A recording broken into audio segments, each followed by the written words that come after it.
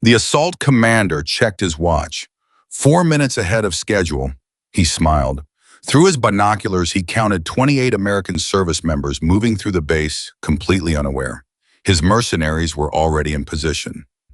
Mortars loaded, machine guns aimed, every exit blocked. He pressed his radio. "They still don't know," he said quietly. "Good, let them finish their breakfast." He had planned this for 3 months. He had never once considered the woman standing alone on the ridge with a camera. Nobody had.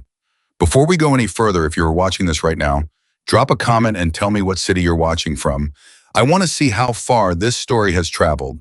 And if you haven't subscribed yet, hit that button and stay with me all the way to the end, because what happens inside this story is something you will not see coming, not even close. Emily Carter had learned a long time ago that silence was not the same as peace.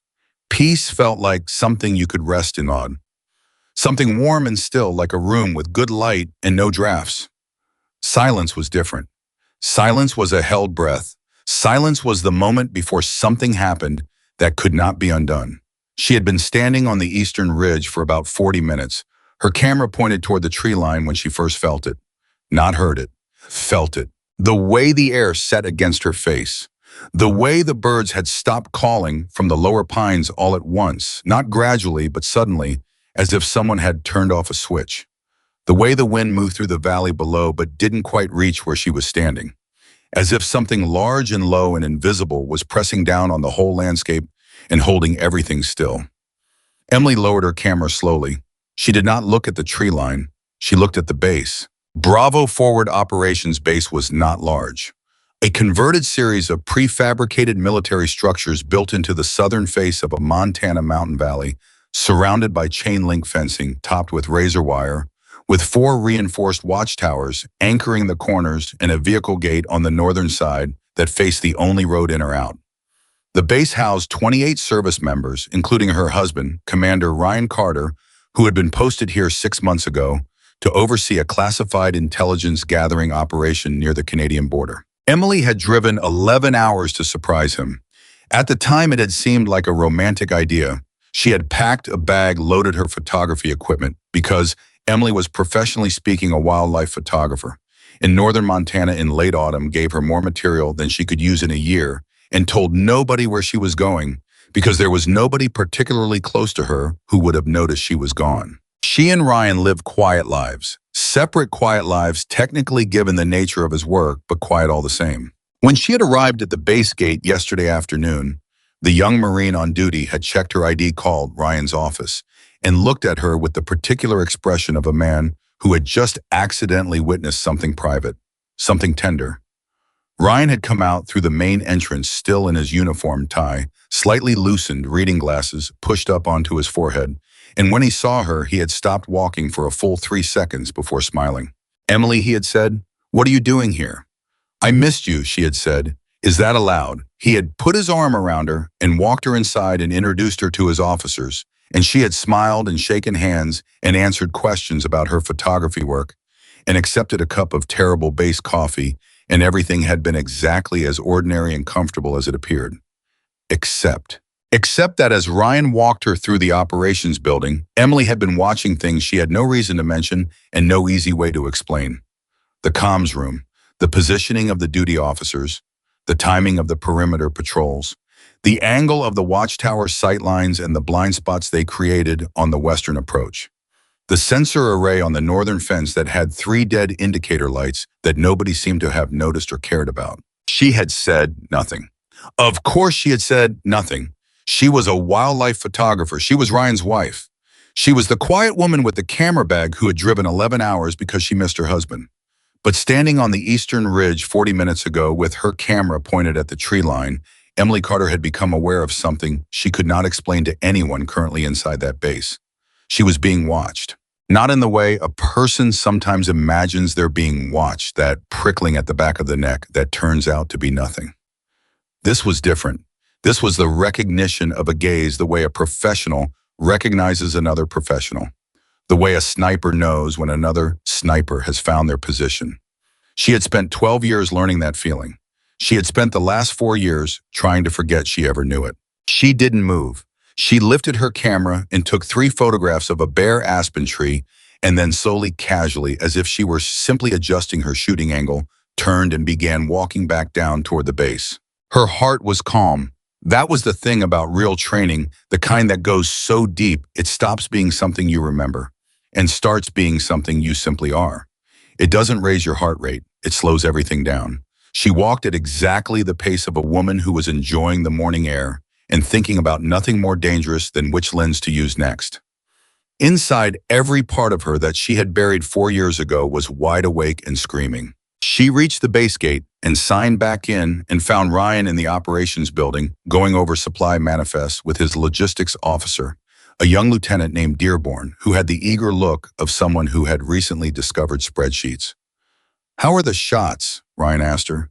"Beautiful," she said. "The light is incredible up here." She poured herself another cup of coffee she didn't intend to drink and stood near the window and looked at the mountains and made herself breathe evenly. She needed to think, because here was her problem. She had nothing, not a single piece of concrete evidence, not a radio intercept, not a photograph, not a name, not a number. What she had was a feeling in her chest and a learned understanding of terrain and threat positioning that she had no business having, and absolutely no way to explain to anyone in this building without dismantling the entire careful fiction she had built around herself over the last 4 years. "Hi, I'm Emily. I'm a wildlife photographer. I'm Ryan's wife. Also, I spent 12 years as one of the most classified sniper instructors the U.S. Navy SEAL teams ever employed, and I think this base is about to be ambushed, and I can tell because the birds stopped singing and the sensor array is down and someone was watching me from the Western Ridge tree line at approximately 900 meters. That was not a conversation she could have. Ryan would not be angry necessarily. Ryan was a good man. Ryan was calm and measured, and he loved her, and he trusted her, and she knew that with a certainty that made what she was about to do considerably harder. But Ryan would also be required as the commanding officer of this installation to respond to a threat report by going through official channels. He would have to report it up the chain. There would be assessments and evaluations, and there would be people in offices far away making decisions about what a civilian woman with a camera thought she felt on a Montana ridgeline. And nothing would happen, or nothing would happen fast enough, and 28 people might die. She set down her coffee cup and said, "Ryan, I think I'm going to go walk the southern perimeter trail. Get some shots of the fence line against the mountains before the light changes." He looked up at her. "You sure it's getting colder?" "I have layers," she said and smiled at him. He smiled back. He had a good smile. She had fallen in love with that smile years before she fell in love with the rest of him, back when she was a different person, with a different name and a different life and an understanding of mortality that most people her age never had to develop. She walked out of the operations building and crossed the main yard and stopped. There was an old man sitting on a wooden bench outside the marksmanship range, and he was looking at her. Not at the mountains, not at his phone, not at the coffee in his hand, at her. He was in his mid-60s, lean in the particular way of men who had spent their lives being required to be lean, with a white beard trimmed close and eyes that were the specific pale gray blue of northern ocean water. He wore civilian clothes, but his posture was the posture of a man who had never fully left whatever uniform he had once inhabited. He was watching her with an expression she recognized. Recognition. Emily stopped walking. She considered him for 3 seconds. Then she changed course and walked directly toward him. He did not look away. He did not stand up. He simply waited, which was also a thing she recognized. "Morning," she said. "Morning," he said. His voice was low, and even the voice of a man who had learned a long time ago that volume was rarely necessary. "Your name is Carter now, right? Emily Carter?" She said nothing. "I'm Jack Morrison," he said. "I volunteer here. Marksmanship instruction mostly. I knew your work a long time ago. You wouldn't know me. I was Army. But we shared some operational data from one particular deployment in 2009, and the name attached to certain shot calculations was not a name anyone forgot easily." Emily sat down on the bench beside him. Not because she felt comfortable, because she felt for the first time since arriving at this base that she was talking to someone who might understand what she was about to say. "What did you see this morning?" he said quietly. "Western Ridge, 900 meters, maybe 950. Someone was glassing me. Professional. Military-grade optics, probably. The birds in the lower valley went quiet all at once about 40 minutes ago and haven't come back. She paused. The sensor array on the north fence has 3 dead lights. The comms relay on the eastern tower is running about 4 seconds behind on its cycle. Somebody's interfering with it. Jack Morrison did not look surprised. He looked exactly like a man who had been hoping he was wrong about something and had just been told he was right. "How long have you known?" she asked. "I started getting fragments 4 days ago," he said. "Encrypted radio traffic on a frequency that shouldn't be active this far north. I don't have the equipment to decode it fully, but the pattern of transmission is what bothers me. It's not a sustained broadcast. It's burst communications. Short times spaced about 90 minutes apart. That's coordination traffic." "Coordination for what?" He looked at the mountains. "Whatever it is," he said. "It's going to come from the high ground, 3 ridges, eastern, western, and the one directly north behind the tree line. Perfect enfilade angles. If someone put firepower on all 3 simultaneously and hit your comms at the same time..." He didn't finish. 28 people, she said. 28 people, he agreed. And the nearest reinforcement is 4 hours out, closer to 5 in these road conditions. Emily put her hands flat on her knees and stared at the ground in front of her. She thought about the rifle case in the back of her truck. She had brought it with her.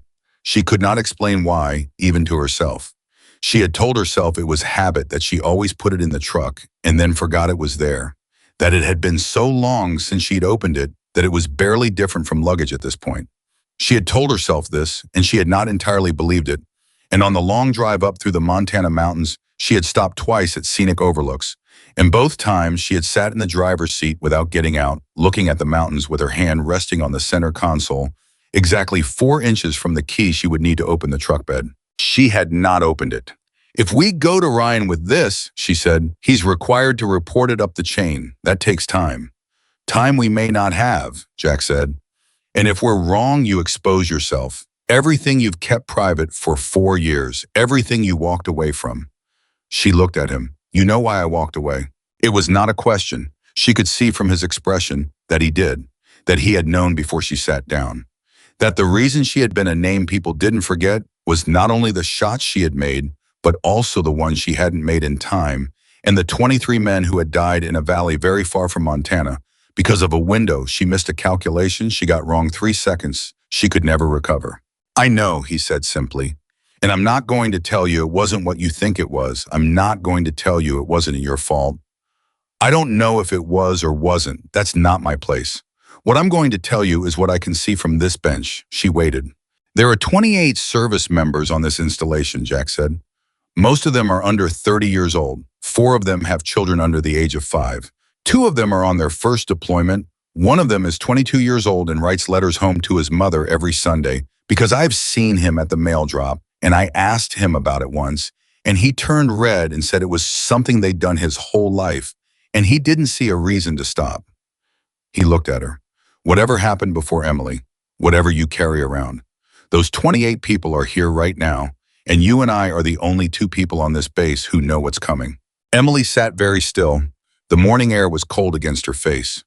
Somewhere below the eastern ridge, a single bird called once and then went silent again. She thought about Ryan inside the operations building reviewing supply manifests with his eager young logistics officer.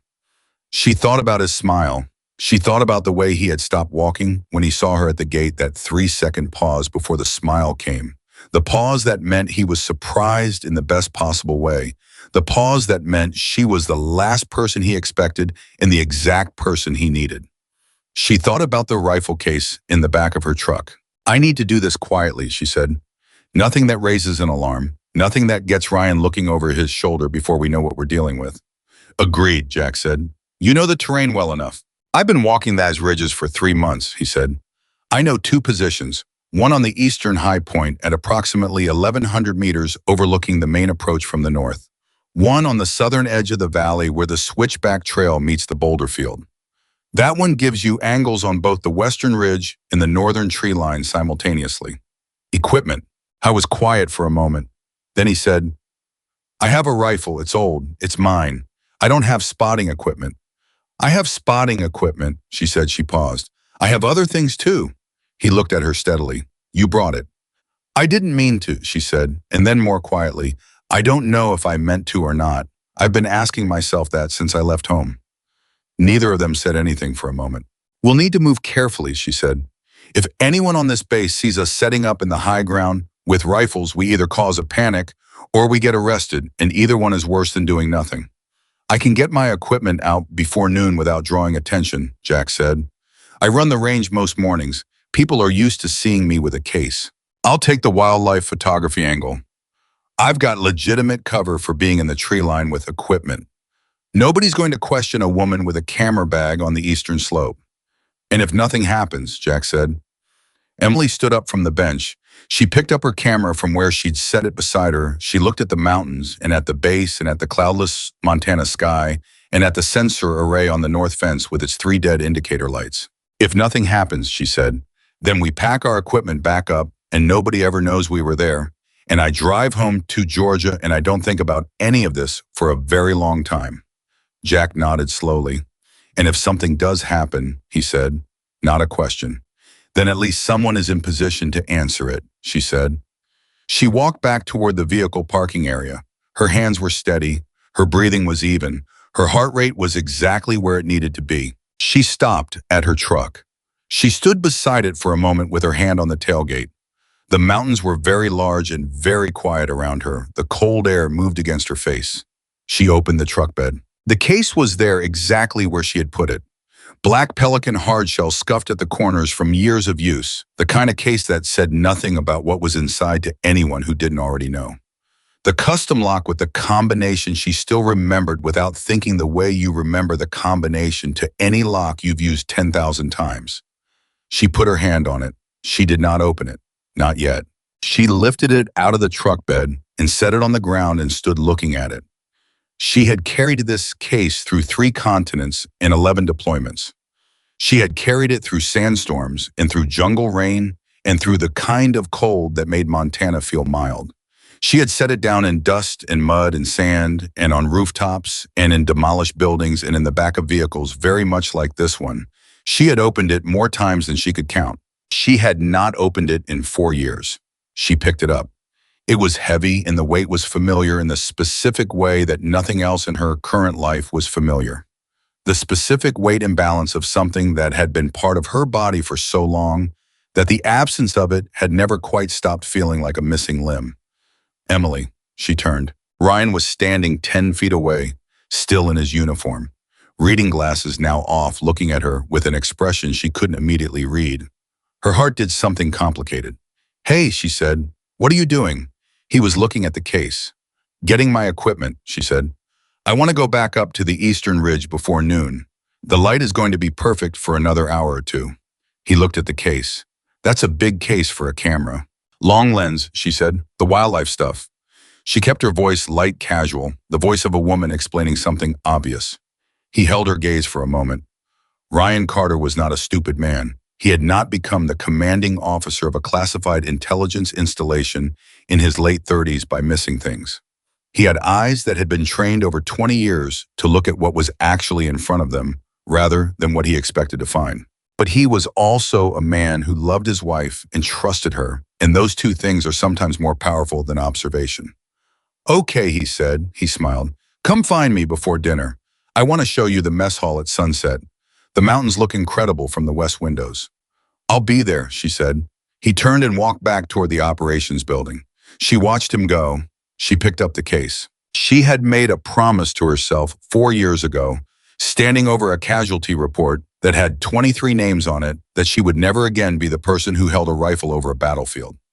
That promise had cost her nothing at the time because she had meant it completely. And for 4 years she had kept it, and the cost had stayed low, because nothing had required her to break it. Today was different. Today the cost of keeping the promise was not her own peace of mind. Today the cost was Ryan's life in the lives of 27 other people who had no idea that somewhere in the surrounding mountains, someone was already moving into position. She thought about the 22-year-old who wrote letters to his mother every Sunday. She picked up the case and walked toward the Eastern Ridge Trail. Behind her, the bass hummed with the ordinary sounds of an ordinary morning. Metal on metal, boots on gravel. Someone laughing in the direction of the mess hall. A radio playing country music from one of the bunk buildings. Ordinary sounds. She kept walking. She had been right about the birds going quiet. She had been right about the sensor array. She had been right about the timing of the comms relay. She was not going to be wrong about what came next. The rifle case was heavy in her hand, and the familiar weight was the most honest thing she had felt in 4 years. And that fact alone told her everything she needed to know about who she still was, underneath the quiet life in the camera bag, in the marriage, in the carefully constructed piece of a woman who had decided once definitively that she was done.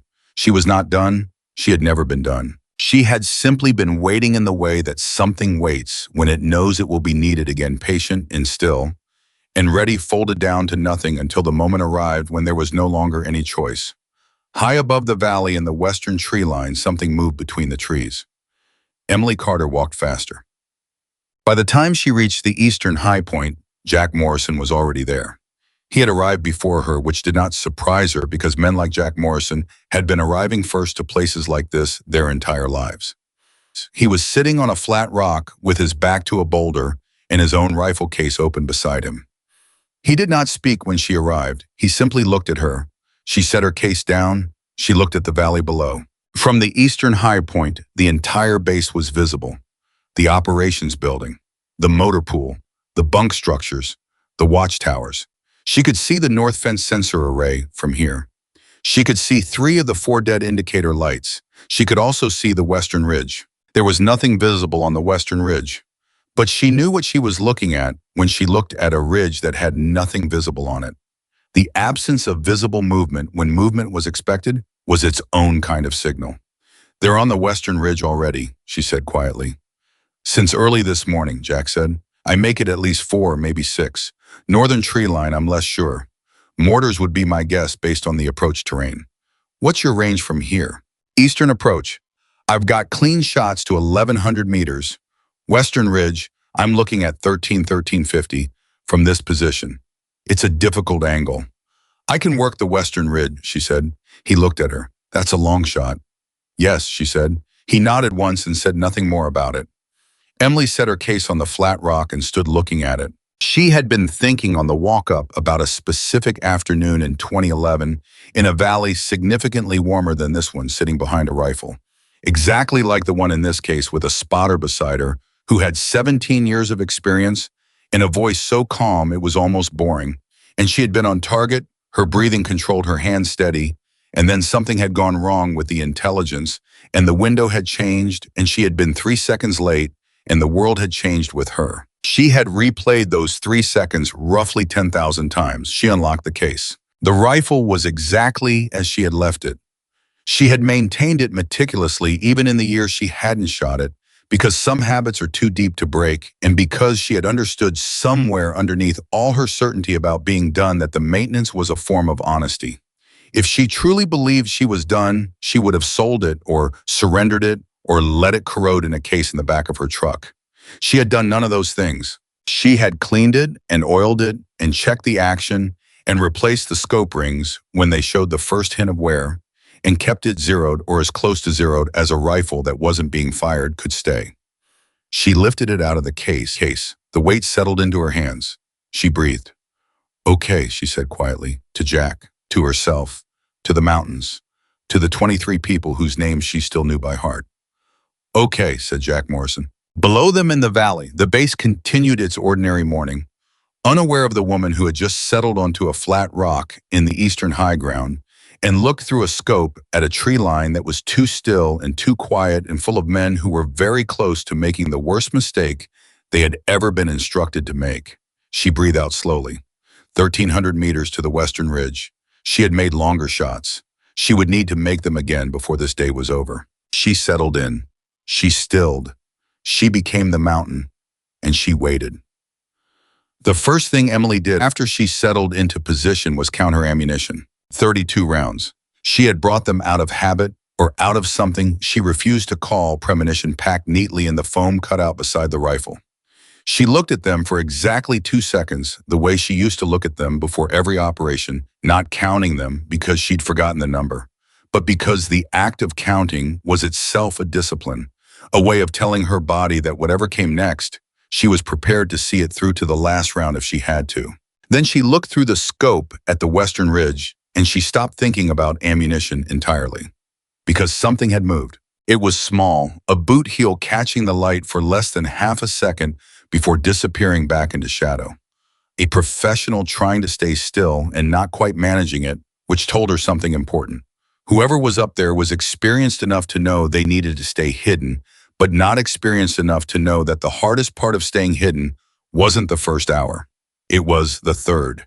It was when the cold got into your joints and your body started making decisions your discipline had not approved. Western Ridge, 11 o'clock, 100 meters below the ridge line, she said quietly. Jack had his own spotting glass on the area within 3 seconds.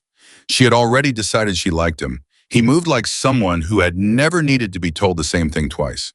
I see the position, he said. Single shooter, maybe a second one 20 meters east, I'm not certain. There's a second one, she said. I can see the shadow displacement. You sure? They're using the same cover formation I would use, she said. 2 shooters staggered sharing a field of fire. The eastern one would have the longer angle to the motor pool. The western one is angled toward the command building. Jack was quiet for a moment. They've done their reconnaissance. They've done a lot more than that, Emily said. Someone gave them a base layout. They know which building to hit first. The implications sat between them in the cold air. Someone had talked, or someone had been in this valley recently enough to map the installation, which meant the intelligence on the assault side was not improvised. This was planned, this was professional, which meant the timeline was fixed. What's your read on when? Jack asked. Emily thought about it. The burst communications Jack had intercepted were spaced 90 minutes apart. Coordination traffic. But that pattern would change when the assault moved into its final phase. The last transmission before the attack would be shorter, more specific, probably a single burst, maybe 2 timed with whatever signal they'd chosen to initiate. They're not going to wait for dark, she said. The terrain works against them in darkness. They need visual acquisition on their targets, which means they want daylight with the sun behind them. She checked the light. West-facing base. Sun tracks from right to left across the western ridge. Best light advantage for a western assault team would be between noon and 2 p.m. Jack checked his watch. It is 9:47, which means we have somewhere between 2 hours and 4 hours, she said, assuming your assessment is correct. It's correct, she said, not arrogance, certainty, the specific flat certainty of a professional who has read a terrain situation enough times that the reading is no longer analysis. It is simply recognition. Jack put down his spotting glass. He looked at her with that calm, pale gaze of his, and she could see him deciding something. We need to talk about what we do when it starts, he said. We're already in position, Emily said. When it starts, we engage. I mean, we need to talk about what we do between now and then. She looked at him. Ryan needs to know something is wrong, Jack said. Not necessarily what we know or how we know it, but he needs to be in a position where he's thinking about defensive action, not supply manifests. If they hit that base and he has no warning at all, the first 90 seconds are going to be catastrophic, regardless of what we do from up here. Emily knew he was right. She had been turning this over since she sat down running the scenarios. If the assault came at full speed with mortars and multiple machine gun positions in coordinated breaches, the base defenders would need at least 45 to 60 seconds of mental orientation before they could mount any effective response. In that minute, people died. Communications were lost. Command structure dissolved. And once command structure dissolved in a coordinated assault, even superior numbers struggled to recover it. She could remove threats from up here. She could take out crew-served weapons. She could eliminate designated marksmen. She could pull the assault apart piece by piece from 1,100 meters. But she could not prevent the first barrage. She could not stop the mortars that would hit in the first 30 seconds before she had identified and engaged the mortar team's position.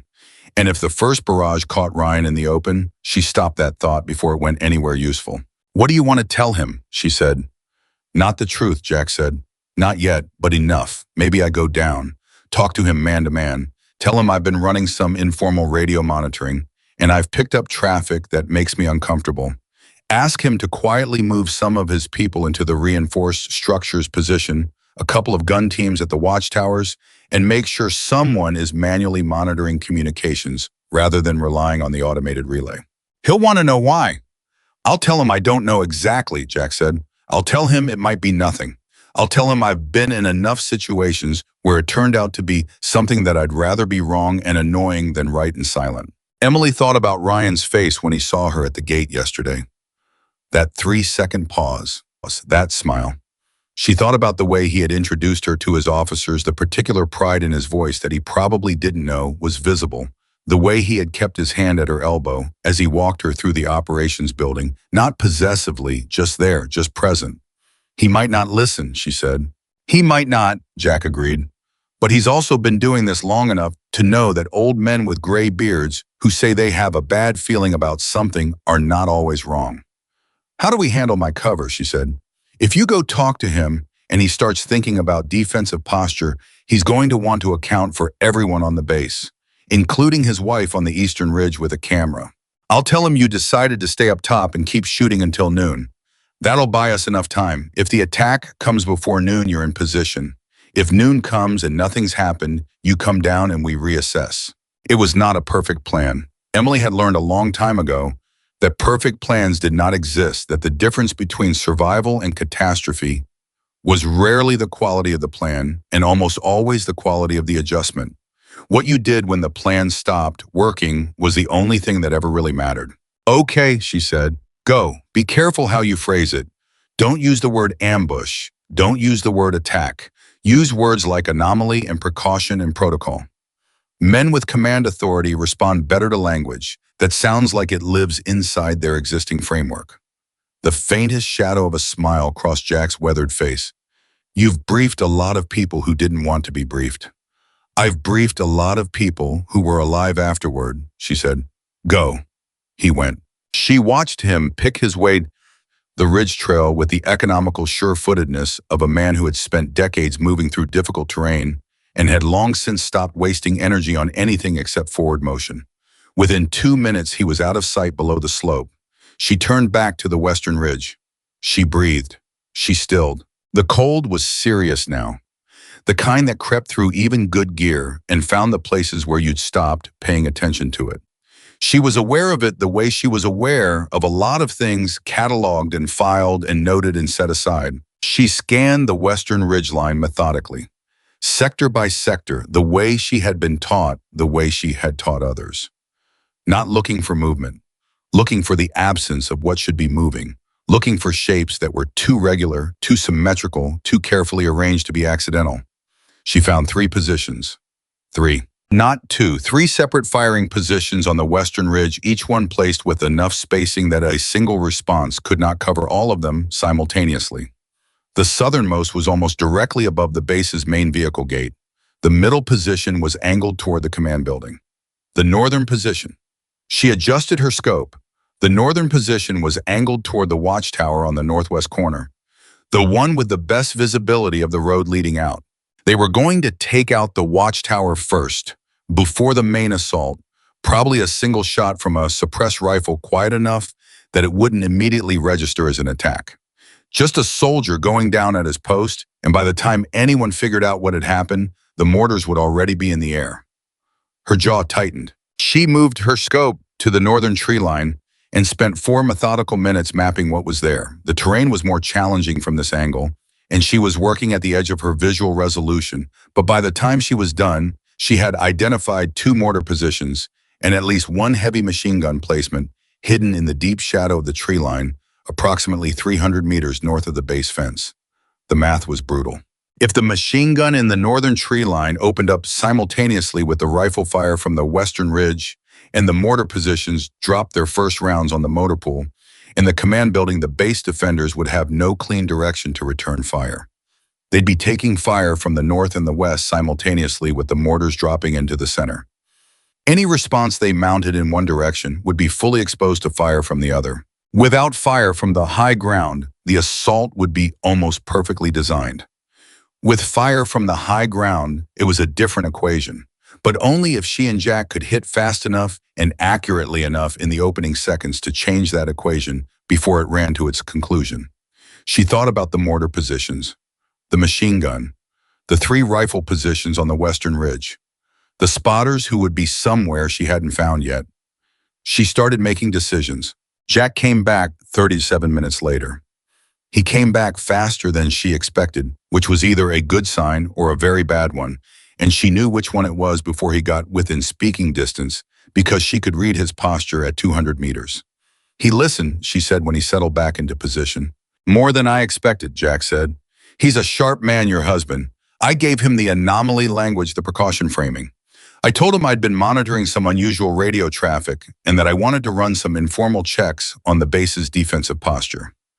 I suggested he quietly reposition two gun teams to the northern and western towers and ensure the comms room was on manual monitoring rather than automated. What did he say? Jack paused just slightly. He said, Morrison, my wife, has been acting like she knows something she's not telling me since she arrived yesterday. You're the second thing today that feels like a warning I can't read. I'm going to trust both of you. And then he called his XO and gave the orders. Emily looked back through her scope. She was glad she was behind the rifle and not facing Jack directly because she was not certain her face was doing something she wanted witnessed. He knows, she said. He suspects, Jack said. He doesn't know what he suspects. But yes, he's thinking about you. She said nothing. The gun teams are repositioning now, Jack said. He's moving 4 additional personnel into the reinforced comms bunker.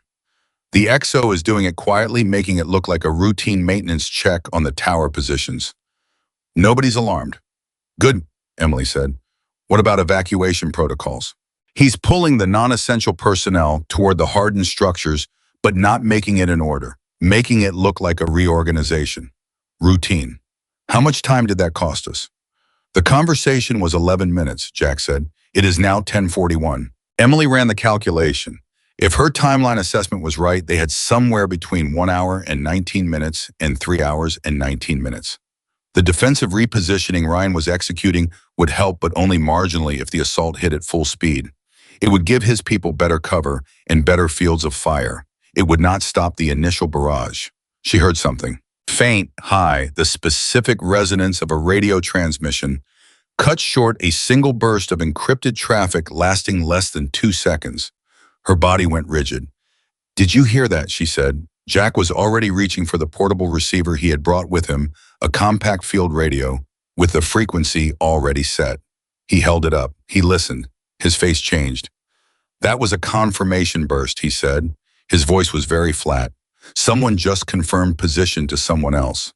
Final coordination, Emily said. Done. Yes. She looked at her watch, 10:43.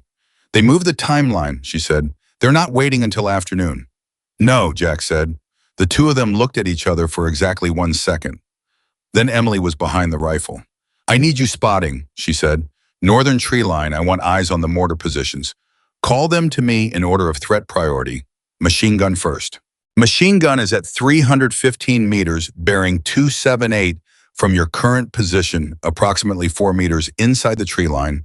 At a depression in the ground, you'll see the crew of 2 there forward of the emplacement. She found it. It took her 4 seconds, and that was 3 seconds too many, but she found it, and she settled the crosshairs, and she breathed. The western ridge positions, she said. Northern one takes out the watchtower first, you said. Yes, single shooter suppressed. He'll go on a signal. What signal? I don't know, Jack said. She kept her scope on the machine gun position. The 2 crew members were barely visible in the shadow of the tree line. She could see the shape of the weapon, the barrel orientation. Her phone vibrated in her jacket pocket. She did not move her eye from the scope. It vibrated again. Someone's calling you, Jack said. I know, she said. It vibrated a 3rd time and stopped. 3 seconds later, Jack's radio emitted a single quiet tone. That's the base's internal emergency alert, Jack said. He was looking at his radio. His voice had the quality of a man who has just confirmed something he hoped would stay unconfirmed. Someone on the base just triggered the silent alarm. Ryan, Emily said, probably. He figured it out. He must have seen something from the tower repositioning, Jack said, or someone called in. It doesn't matter, Emily said. It means the timeline is now. They heard the alert. They know the base is going to a defensive posture. They're going to initiate before the defenses are fully set. She took a breath. Jack, she said, yes. Whatever happens in the next few minutes, I need you focused on the northern tree line. Call me positions as fast as you can identify them. Don't worry about whether I'm tracking with you. I'm tracking. Understood, Jack said. She thought about Ryan inside the operations building, looking at whatever had just told him his instincts were right. She thought about his voice saying, "Your wife has been acting like she knows something. She's not telling me since she arrived yesterday." She thought about the 22-year-old who wrote letters to his mother every Sunday. She looked through the scope, 1,200 meters to the western ridge. The northern machine gun position at 315 meters northwest bearing. 3 mortar positions in the northern tree line. 3 rifle positions on the western ridge, 32 rounds. She had been in worse situations. Not many, but some. She thought about the rifle in her hands. 4 years in a case. 4 years of being a woman she had decided she was not anymore. 4 years of clean hands and quiet mornings in a life that fit the shape she had chosen for it. She thought about 23 names she knew by heart. She thought about how she had spent 4 years believing that carrying those names meant she had to put the rifle down forever. She understood now, in the way that you understand things only when you are about to be tested, that she had been wrong about that. Carrying the names did not mean she had to stop. Carrying the names meant she had to be better than she had been. It meant she had to be right this time with these 28 people in this valley on this cold October morning. The assault commander on the western ridge was going to give a signal very soon. And Emily Carter was already 10 steps ahead of him. She was still. She was cold. She was ready. Her finger rested against the trigger guard, not on the trigger, exactly where it should be, where it had always been when she was in this place, this state, this version of herself that she had tried for 4 years to put away and could not. Beside her, Jack Morrison lay prone behind his own rifle, his spotting glass replaced by his scope, his breathing slow and controlled, a 60-something retired Army man who had come to a Montana mountain base to teach young soldiers how to shoot and had ended up here on this rock, in this cold beside this woman, because he had spent enough years reading the world to know when the world was about to require something from him. "You know," he said quietly without moving his eye from his scope, "I spent 22 years in uniform, and I never once worked alongside a sniper of your caliber." "Jack," she said, "yes. You're going to have a story to tell after this. If we do this right, we both will," he said. She almost smiled. On the western ridge, in the position she had identified as the northernmost of the 3, there was a moment of stillness that was different from the stillness around it. Not the stillness of patience, the stillness of decision, the breath before the trigger pull, the instant between the world being one thing and the world being another. Emily recognized it because she was in exactly the same instant herself. She looked through the scope. She breathed out. She waited. Below them in the valley on the base that was Ryan's and not hers, that was home to 28 people who had done nothing wrong and were about to find out that the world could be broken in ways a Monday morning never suggested. The cold October sky was pale and clear and completely indifferent to what was about to happen beneath it. A single bird called from somewhere in the lower tree line. Then it stopped, and then the western ridge exploded. Not with weapons, with motion, with the sudden coordinated movement of men who had been holding still for hours and had just been given the word to move. Emily saw it through her scope as a cascade of small disruptions, shapes repositioning the glint of metal, adjusting to new angles, and she felt the entire situation shift from preparation into something else entirely, something irreversible. Jack's voice came in even and clear beside her. "Northern machine gun crew is moving. They're adjusting elevation. Mortar Team 1 is active. I can see the loader. This is it." "I know," Emily said. Her crosshairs settled. She breathed.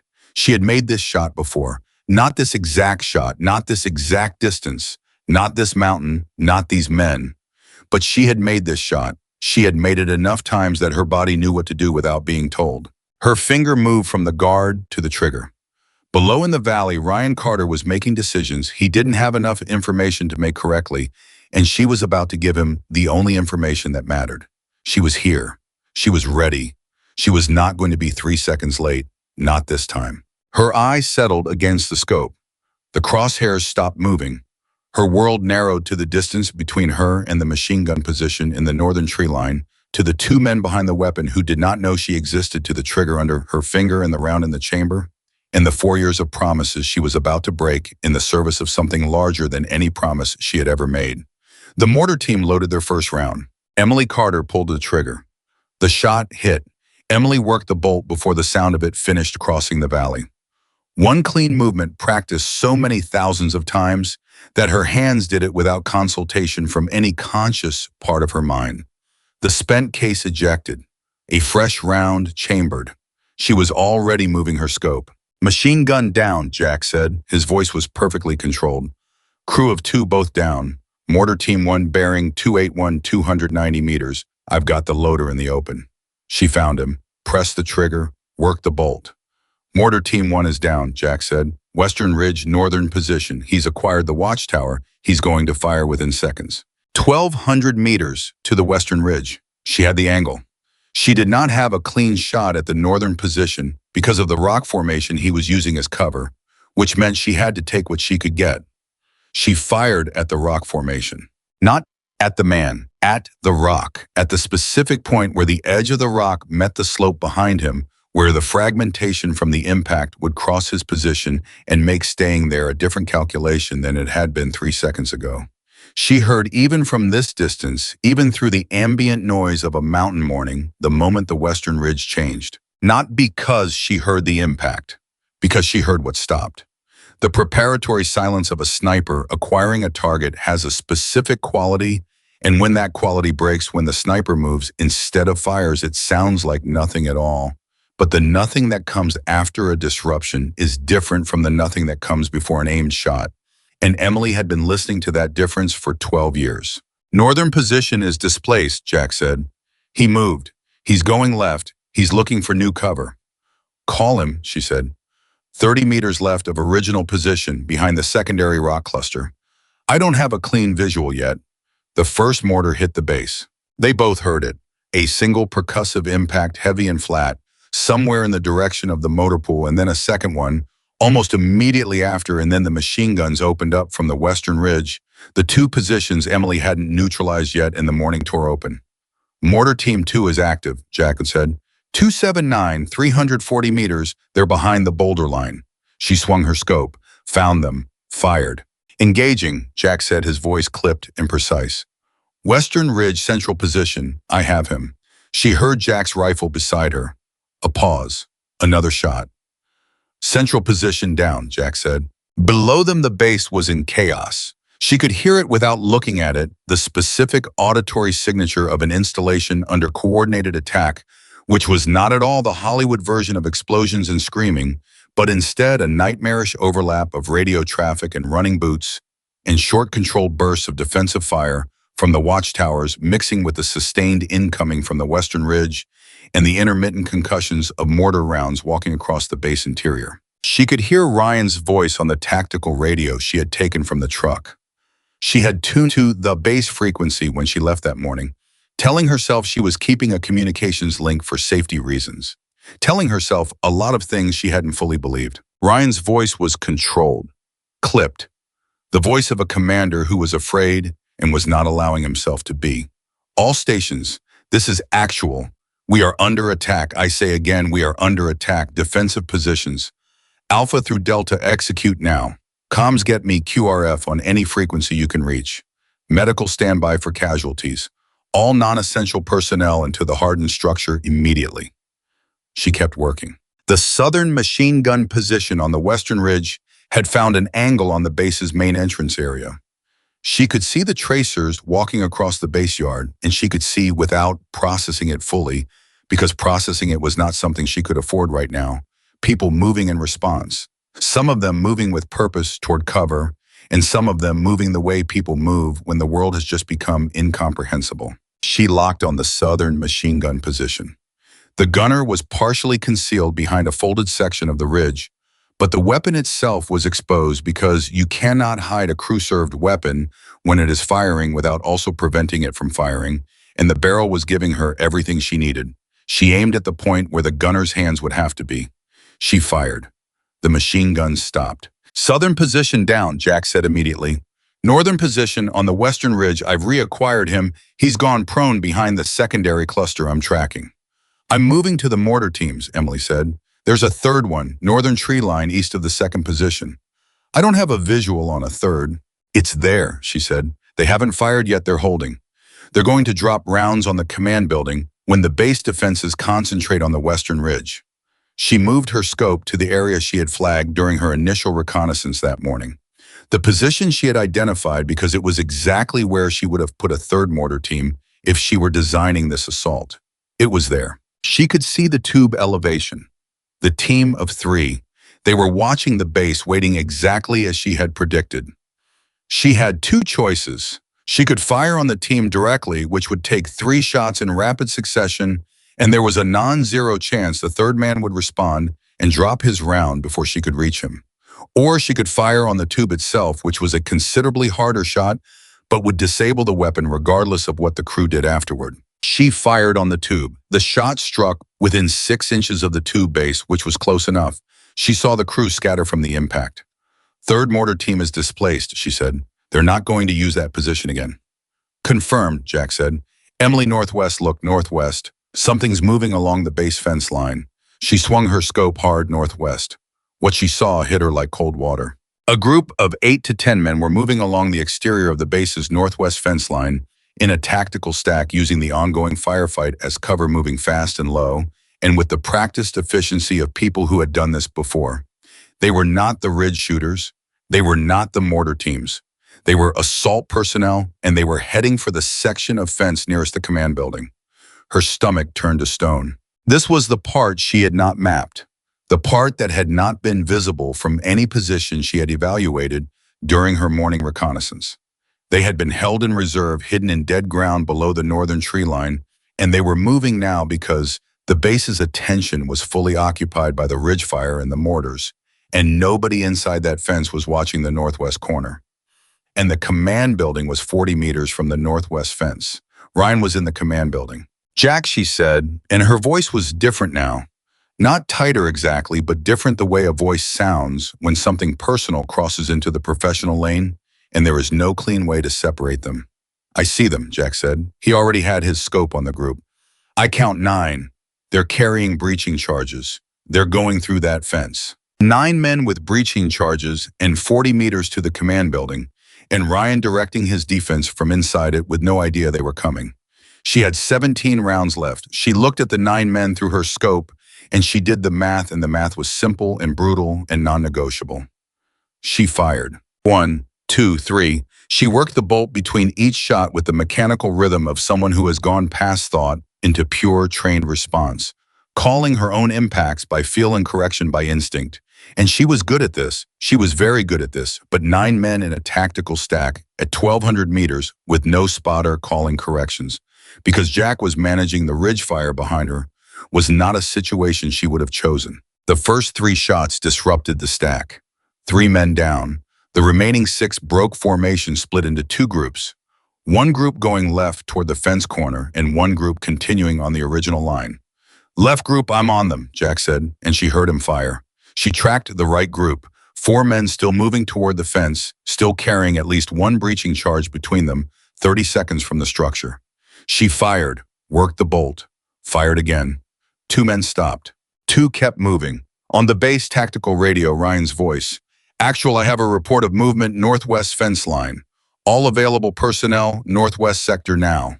He had seen them, or someone had called it in from the watchtower. Too late for a full defensive response, but not too late for the explosion hit the northwest fence. She flinched, not from fear, from the simple physics of a large concussive detonation at her audio range. The blast reached her as a wave of compressed air and sound that hit her chest and rolled past, and she was already repositioning her scope before the echo finished crossing the valley. The fence was down. A section of it, maybe 15 meters wide, collapsed inward.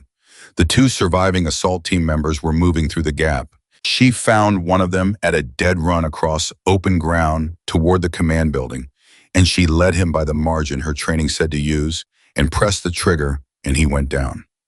The second man was faster, moving in a broken zigzag, which meant he was trained, which meant he expected fire, which meant someone had told him there was something dangerous on the high ground. They knew about her, or they knew about the possibility of her. Someone in the assault chain had thought about the high ground and had told the assault team to move erratically if they took fire from elevation. She adjusted, fired, missed. The round kicked up dirt 3 feet to the man's right. She worked the bolt, On the tactical radio, command building hostile breacher incoming northwest entrance. She fired. The man went down 22 meters from the command building entrance. Her hands were shaking, not from the cold, from the 3 seconds that had separated her first shot on him from the kill shot. The 3 seconds in which he had been 22 meters from Ryan, then 19, then 16, and in those 3 seconds she had understood something she had not understood completely before, which was that there was no version of herself that did not need Ryan Carter to be alive. That the quiet life she had built was not a cage she had trapped herself in, but a home she had actually chosen. And the person inside that home was not someone she could lose. She breathed. "Breach team is down," Jack said. She could not speak for 3 seconds. "Emily," Jack said, not urgently, gently. "I'm here," she said. Her voice was steady. She had learned a long time ago how to put things in the compartment and close the door. How to keep the terror in the compartment and the hands outside it moving, working, doing what the hands had to do. "Northern Ridge, I've got movement," Jack said. "This is a command element. I count 3, one of them has a radio. He's the one coordinating the survivors." She found them. The man with the radio was standing partially exposed, which told her he had not understood until this moment that the high ground was occupied. He was looking in her direction, but not quite at her position, his binoculars scanning, trying to find what was dismantling his assault from above. She thought about what he was seeing through those binoculars. What looked like an empty ridge, a flat rock, a dead tree line, and then maybe at the very edge of his visual resolution, the shape of a woman behind a rifle. She did not give him time to adjust his understanding. She fired. The radio man went down. The 2 men beside him broke left and right. Jack tracked one of them. She tracked the other. The tactical net suddenly changed. A burst of panicked communication, not in English, coming through on the intercept frequency Jack's radio was monitoring. She didn't need a translation. She had heard that particular quality of communication before. She knew what a command element sounded like when it realized its assault had come apart. "They're calling for a pullback," Jack said. He had heard it too. "Not yet," she said. "They still have at least 1 rifle position on the western ridge, and the mortar team we displaced hasn't withdrawn. If they regroup in the northern tree line, we lose visibility on them." She moved her scope back to the western ridge, the surviving northern position, the one she had displaced from his original cover with the rock impact. I was back in a firing position, different angle. He had found something on the base perimeter, and she could see from the orientation of his rifle what he was looking at. The command building entrance. Ryan had come to the door. She did not know why. She would ask him later if there was a later. She would ask him why, when every trained instinct should have told him to stay inside the hardened structure, he had opened the door to the command building and stepped partially out. And the answer would probably be something like he was directing a defensive repositioning, or he needed a visual on the northwest fence breach, or there was something that required him to be at that door at that specific moment. And the reason would be sensible and professional, and she would be furious at him for approximately 1 second before she held him. But she could see his silhouette from here at the partially open command building door. And the Western Ridge shooter had also seen it. The geometry of the next 3 seconds was this. The Western Ridge shooter had approximately 1,100 meters to the target he had acquired. Emily had approximately 1,200 meters to the Western Ridge shooter. She needed to land the round and do it in less time than it took him to complete his own trigger press. She did not think about it. Thinking was not the right tool for this moment. She found him in her scope. The angle was terrible, partially blocked by the same rock formation that had given him cover all morning. She had a sliver of target, shoulder, upper arm, not a kill shot from this angle, but a disruption shot, enough to break his sight picture, enough to move him. She pressed the trigger. The round hit his cover close enough that she saw him react, saw the involuntary movement of a body that has been told by its nervous system that something has just come very close to ending it. He rolled left, out of position. His shot, if he had taken it, went nowhere. On the radio, Ryan's voice, someone just a pause. Is someone on the high ground comms who is on the eastern ridge? Nobody answered him, not immediately. She found the Western Ridge shooter again. He was up, he was moving, getting out of the position that had been compromised, heading north along the ridge toward cover in the upper tree line. She tracked him through his movement. She waited for the moment he would have to cross an open section of the ridge. He crossed it. She fired. He went down. Western Ridge is clear, Jack said. He was scanning the full arc. His voice had something in it she hadn't heard before. In the 2 hours she had known him, not quite awe, but something in that neighborhood. Emily, I'm showing clear on the Western Ridge. Northern tree line, the surviving mortar team is withdrawing.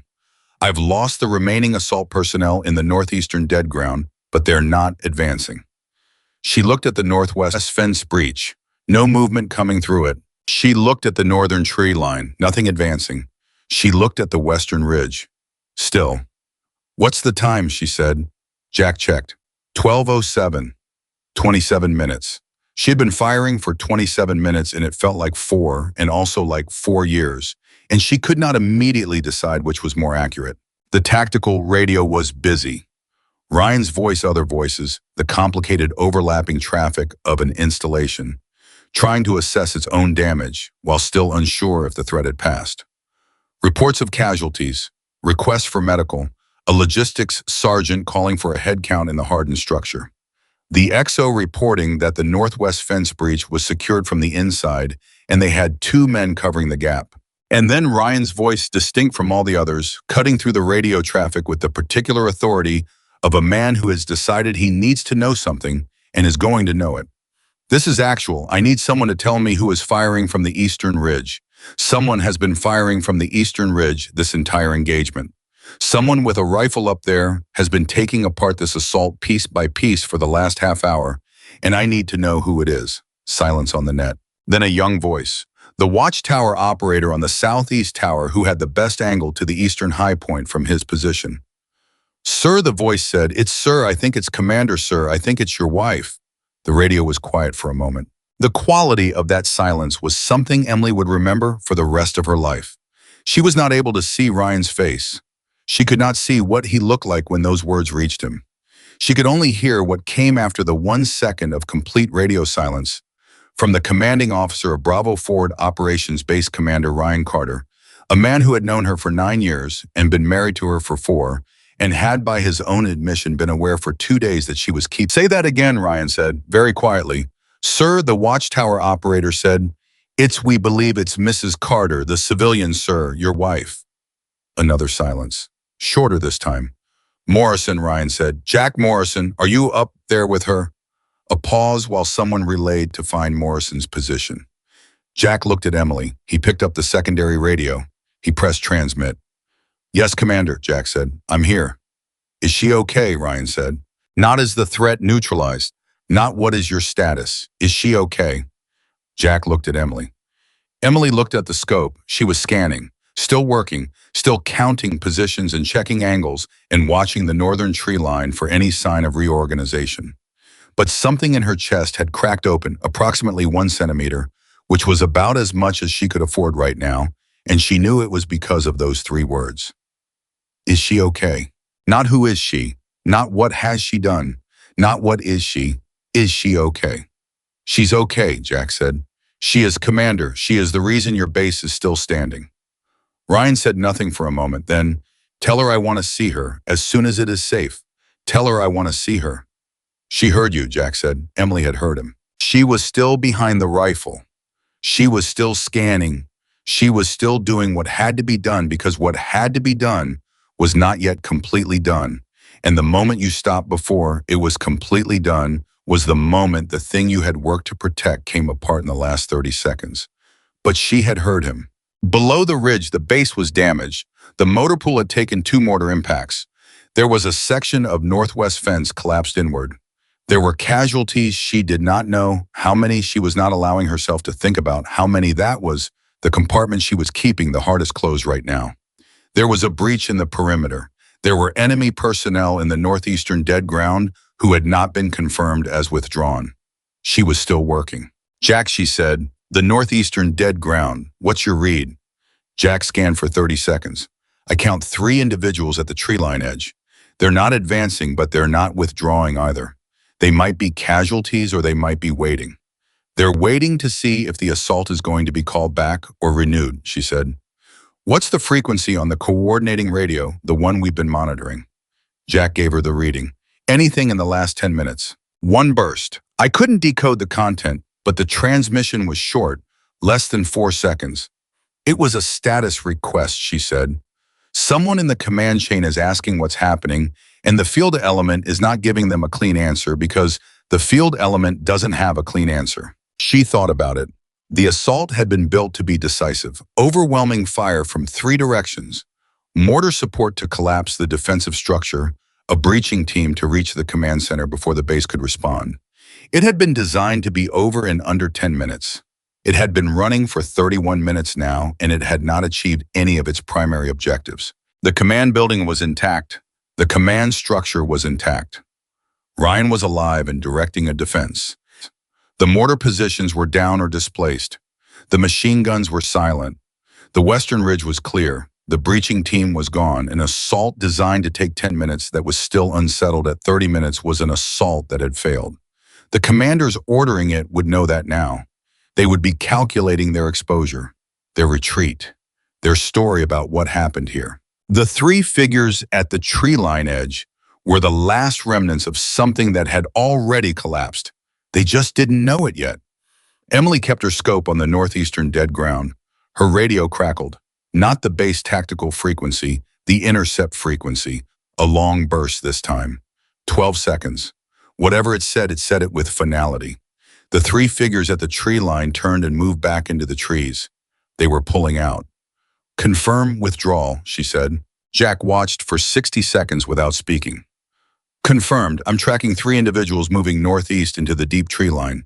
No others visible on any approach vector." She let out a breath, not a sigh, not relief exactly.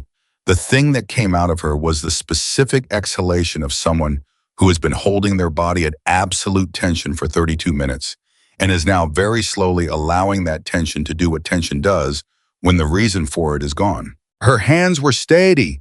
They had been steady the entire time.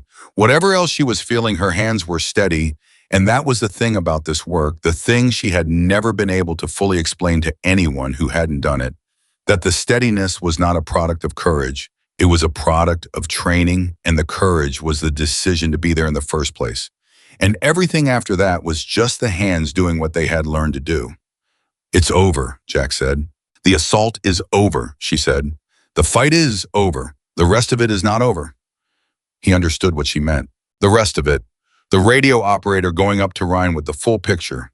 The moment when the quiet wildlife photographer and the Navy SEAL sniper instructor had to occupy the same body in front of the man who had loved one of them without ever knowing the other existed. The 4 years of careful truth-telling that had always contained one enormous gap that she had told herself was a kindness and had known was a cowardice. The rest of it was not over. It was barely beginning. She sat up from behind the rifle.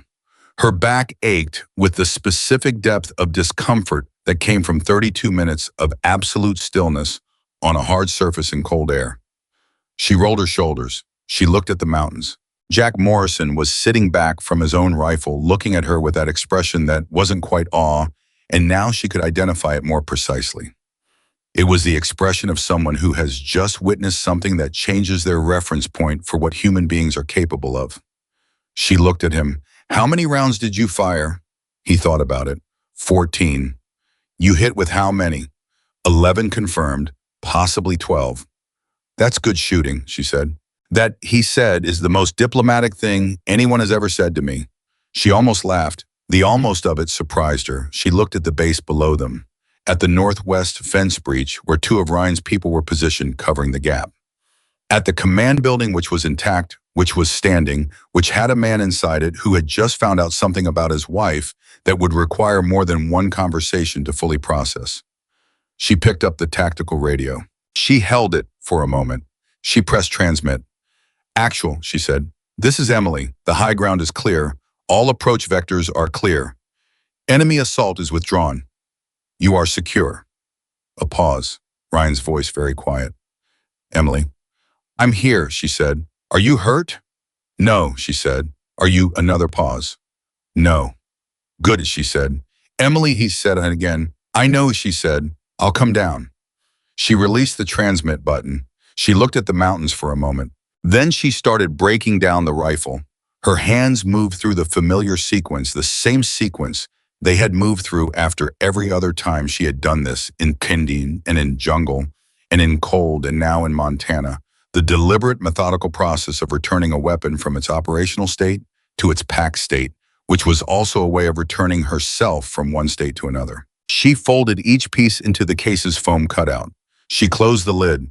She pressed the latches down. 12 rounds remaining. She had fired 20.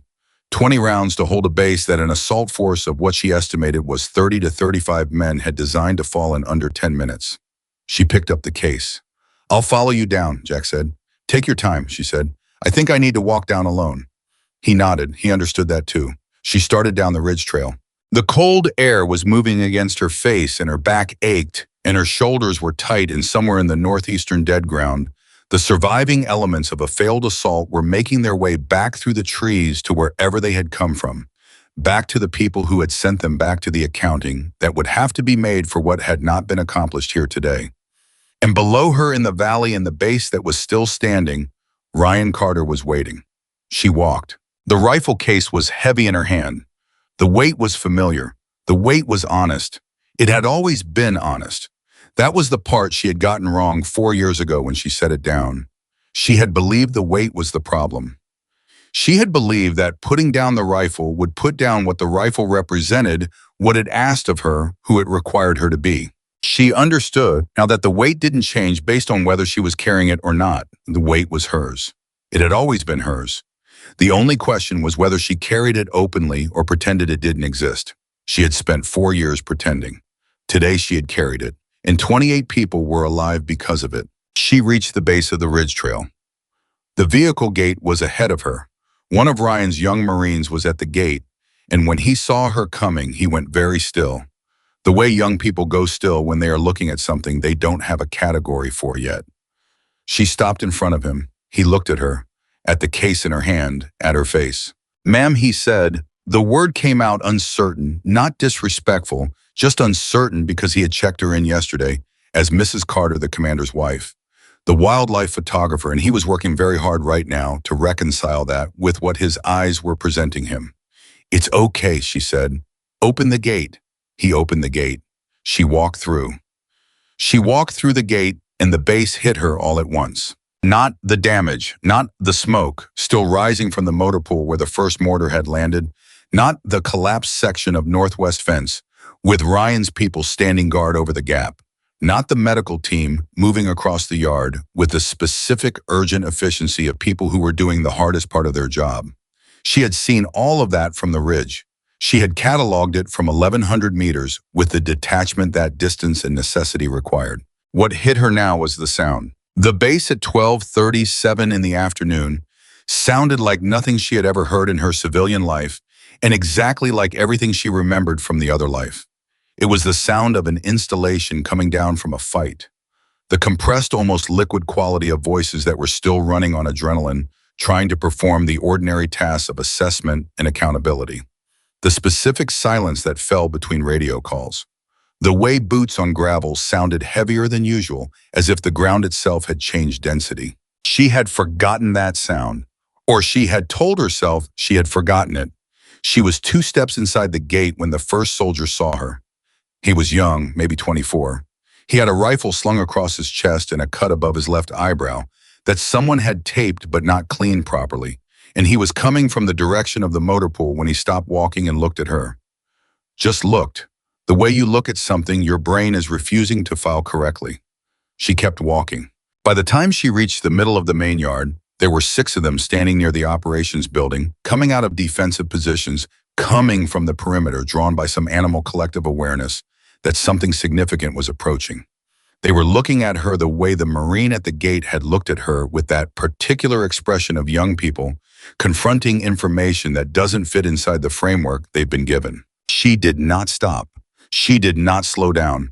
She was walking toward the command building, and she was going to keep walking until she got there. "Ma'am," a staff sergeant, 30s, someone who had been in long enough to have seen things and had not yet been in long enough to have stopped being surprised by them. He stepped into her path, not blocking it, just present. "Ma'am, that was you up there?" She stopped. She looked at him. "Yes," she said. He stared at her for a moment. He opened his mouth. He closed it. Then he did something she did not expect. He came to attention. Clean, precise, the full formal attention of a soldier, rendering a salute's equivalent to someone who was not in uniform and therefore could not receive the salute itself, but who he had clearly decided warranted something. Two of the soldiers behind him did the same. Then a third. She looked at them. Her jaw tightened with something she was not going to let become visible on her face, because if she let it become visible, she was not going to be functional for what came next, and what came next required her to be functional. "Thank you," she said. She meant it. She meant it more than she could express in 2 words, but 2 words were all she had right now. She kept walking. The command building door opened before she reached it. Ryan was standing in the doorway. He was in his uniform, one sleeve rolled up where someone had bandaged his forearm. She had not known about the forearm. She felt the sight of it like a physical impact, that bandaged forearm, because it meant he had been injured, and she had not known. And from the ridge, she had watched the command building with the focus of someone guarding what mattered most to them, and she had not known he was hit. They looked at each other across maybe 15 feet of open ground. His face was doing something complicated. He was a man who had spent 20 years learning to keep his face neutral in operational situations, and he was failing at it right now, which told her something about the magnitude of what was happening inside him. She walked up to him and stopped. Up close, she could see that the bandage on his forearm was covering something that had bled significantly through the first layer of gauze. She looked at it. She looked at his face. "Shrapnel," he said, "from the fence breach. It's not serious." "It needs to be properly cleaned," she said. "Emily," he said. Her name in his voice, just her name. The way he said it stripped everything else away and left the two of them standing in the middle of a damaged military installation with nothing between them except 12 years of history and one enormous secret and 32 minutes on a ridge that had changed everything. "Let's go inside," she said. He stepped back from the door. She walked through. He followed her. His office was at the rear of the command building, a small room with a metal desk and 2 chairs and a topographic map on the wall that she had been looking at from the eastern ridge for the last 4 hours without knowing it was his. She set the rifle case against the wall. She sat in one of the chairs. He sat behind the desk. He looked at her for a long moment. "How long?" he said. "Not who are you, not what have you done. How long?" 12 years, she said, "before we met. The last 3 years of it overlapping with when we first started. I was still operational for the first year we were together. I stopped before we got serious, before I told you I loved you. You were a sniper instructor," when he said, "for the SEAL teams. Among other things," she said, "the instructor role was the final phase. Before that I was operational, overseas, multiple deployments." I was quiet for a moment. She watched him working through it. "The name you went by," he said, "the call sign, does it matter if I know it?" "No," she said, "it doesn't matter." "Okay," he nodded slowly. "Okay, the mission that went wrong. The one you told me about once, early on when you told me you'd lost people in a previous career, that you'd been responsible for a decision that cost lives. You never told me what career." "No," she said, "that was this." "Yes." He looked at the desk. He looked at the topographic map on the wall. He looked at her. 23 people, he said. 23. And you walked away." "I ran away," she said. "There's a difference, and I've always known which one it was."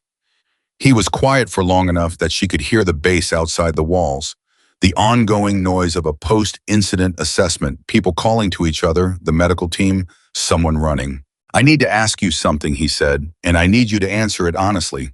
"I've been lying to you for 4 years," she said. "I can do honestly." He looked at her directly. "Were you afraid of telling me, or afraid of being that person again?" She thought about it. She owed him a real answer. "Both," she said. "In the beginning, it was both in roughly equal measure. After the first year, it was mostly the second one. I was afraid that if you knew I had been that person, you would see it when you looked at me. And if you saw it when you looked at me, it would still be real. And if it was still real, I couldn't keep pretending I had put it down." He said nothing. "I know that sounds like I was protecting myself," she said. "You were protecting yourself," he said. "Yes." "You were also protecting me," he said. "From having to know, from having to decide what to do with knowing. You took that decision away from me, and that's the part that is going to take me a minute." She nodded. That was fair. That was more than fair. That was him being a better person than she deserved in this particular moment. Ryan, she said. I know, he said. I'm not done being sorry, she said. I know that too. He stood up. He came around the desk. He stood in front of her for a moment, this man who had known her for 9 years and had loved a version of her that was real but incomplete, who had just found out that the woman he thought he knew was the same woman and also someone else entirely. Someone harder and more complex and more capable of violence and more burdened by guilt than anything he had been given the chance to know.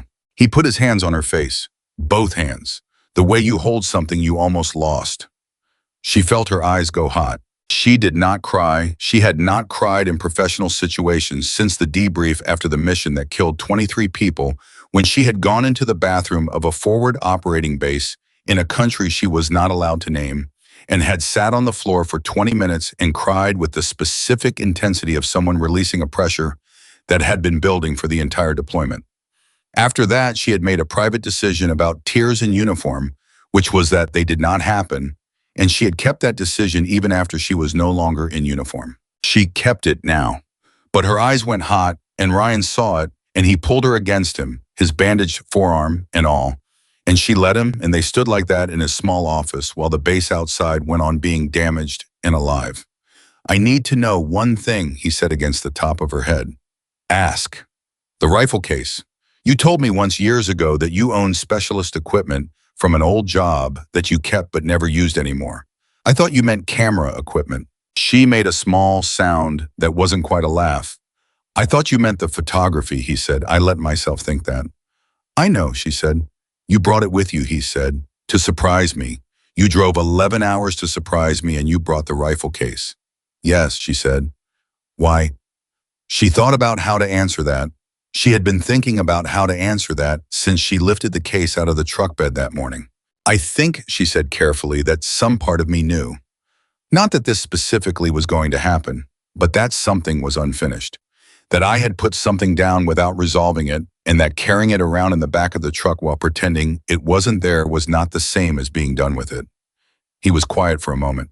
And now, he said, before she could answer, the door of his office opened. His XO Major Hendricks appeared in the doorway. Hendricks was a rangy, intense man of about 40 who had the particular energy of someone running on the last reserves of adrenaline and professional obligation. He stopped when he saw them. He looked at Emily. He looked at Ryan. He executed a rapid internal calculation that was visible on his face. Sir, he said, I'm sorry to interrupt. We have a situation. Ryan straightened. He did not step back from Emily, but he turned his head toward Hendricks. What is it? One of the retreating assault personnel was captured, Hendricks said.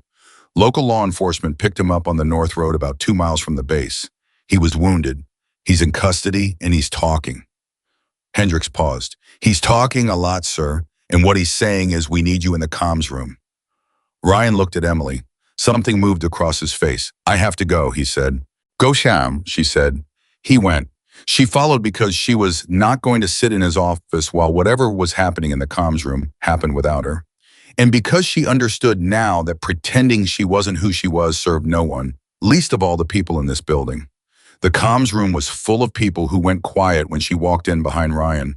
Not the hostile quiet of people who had decided something. The uncertain quiet of people who were recalibrating. She stood near the back wall. She folded her arms. She listened. The captured man was a mercenary, Eastern European based on the language he was using with the local law enforcement, though his English was functional. He was telling a story that got worse the longer it went on. The assault had been commissioned. 3 months of planning, 4 weeks of local reconnaissance, 6 weeks of staging personnel into the region through a rotation of cover identities. The target had not been the installation in general. The target had been specific intelligence files related to the border operation that Ryan's base was running, files that someone very far away had decided they needed to see or needed to destroy. 28 people were going to be killed for intelligence files. The room went very still when that became clear. Emily looked at Ryan's back. He was standing with his shoulders squared, listening to the relay of what the captured man was saying, and she watched him absorb it, watched the set of his spine carry the weight of being the person those files were attached to, the person those 28 lives had been endangered to reach. The informant, Ryan said, not loudly. Someone inside gave them the base layout. Who? Hendricks's face was carefully controlled. We're looking at that, sir. The captured individual indicated there was a contact, someone who had access to the installation layout and defensive positioning. He doesn't know who, he only knows there was an inside source. The room went a different kind of still. Emily watched the faces, 14 people in the comms room. 14 people who had been inside this base for the last several months, any one of whom could have. She stopped that thought. That was not her job right now. That was an investigation, and it would be done by people with badges and jurisdiction and the proper authority to conduct it. But she filed every face anyway. 12 years of training did not consult her about whether she wanted it to. "Sir," said the communications sergeant from his station, "I've got QRF 30 minutes out. Also," he paused, "I have a call for you. It's coming through on a secure line. The caller is identifying as SOCOM duty officer." Ryan crossed to the communications station. He picked up the handset. He listened for about 45 seconds without speaking. His posture changed in the way that the posture of experienced military officers changes when the conversation they are having has just elevated to a level above their current frame of reference. He looked at Emily. She did not know why he looked at her in that moment. Maybe because she was the thing his eyes found when they needed a fixed point. Maybe because what he was hearing had something to do with her, and he knew it before he fully understood it. He said, "Yes, sir, she's here." A pause. "Yes, sir, I'll tell her." He put down the handset. He looked at her for a long moment. "What?" she said. "They know," he said. "SOCOM, they've been monitoring the situation.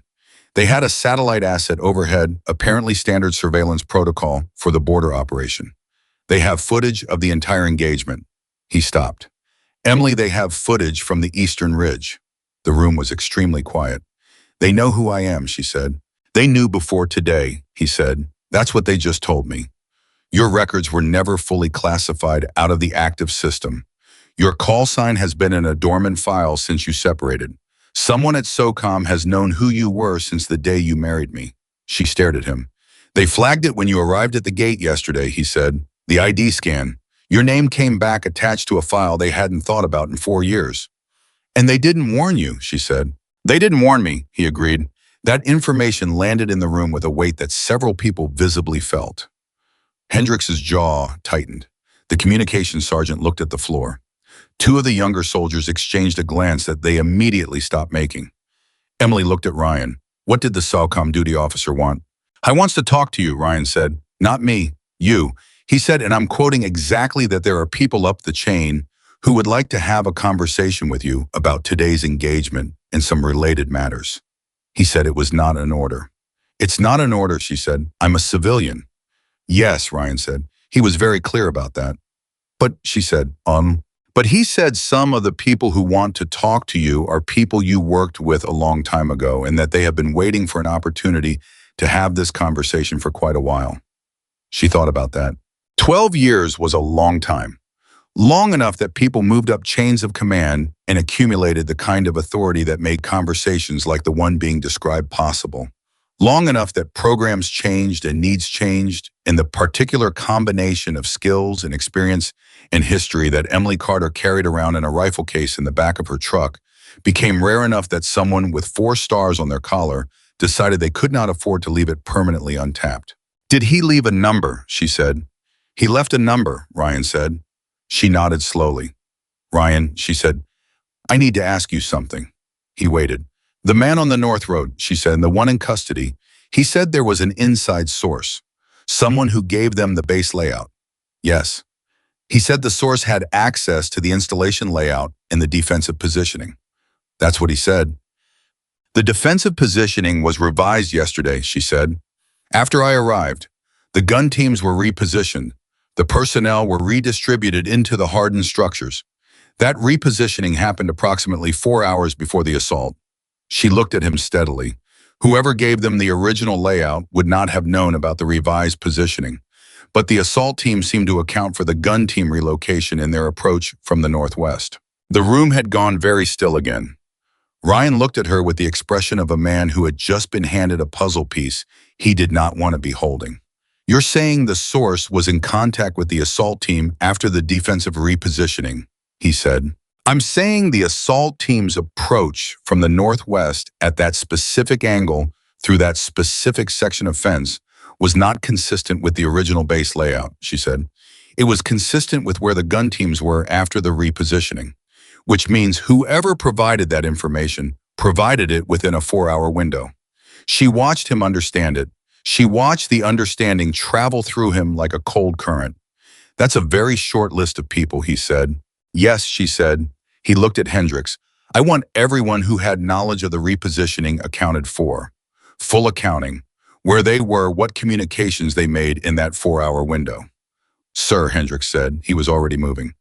Nobody leaves this installation, Ryan said. QRF arrives in 30 minutes. Until then, nobody's leaving. Sir, Hendricks went. The room reorganized around the new directive. Emily stood near the back wall and watched it and did not say anything else because she had said what she needed to say. And the rest of it was Ryan's to handle, and she had already done enough today. That was arguably not her job. A young soldier appeared at the comms room door. Specialist, maybe 21 years old. He looked at Emily with wide eyes and the specific expression of someone who had decided to do something that required more nerve than he naturally possessed. Ma'am, he said, I'm sorry I just wanted to say. He stopped. He started again. I was in the northwest bunker during the engagement. The breaching team came through the fence while I was there. There were 2 of them still moving when they came through. My team, Sergeant and I, we were maybe 8 seconds from being directly engaged. He swallowed.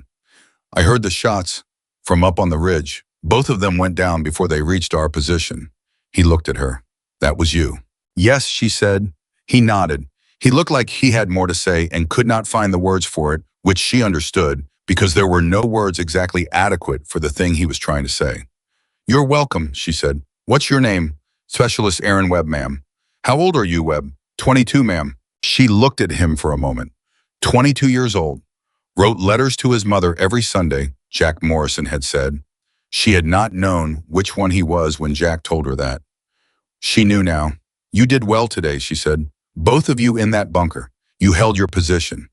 He stood a little straight under him. Something changed in his face, a shift from the expression he'd come in with to something more settled. Something that would stay with him.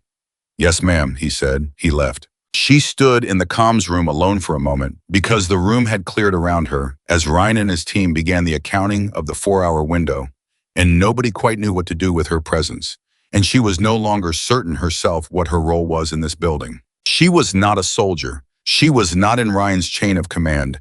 She was a civilian who had come to surprise her husband with a visit and had spent 32 minutes behind a rifle on an eastern ridgeline saving the installation he commanded. She was his wife.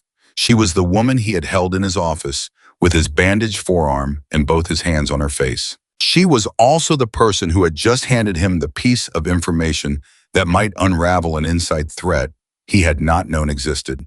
And she was the person SOCOM wanted to call, and she was the person whose dormant file had never quite been cleared from the active system, and she was the person who had driven 11 hours with a rifle case in the back of her truck and had not been able to fully explain why, even to herself. She was all of these things simultaneously. She picked up the rifle case from where she had set it against the wall earlier and walked out of the comms room and down the corridor and out into the base yard.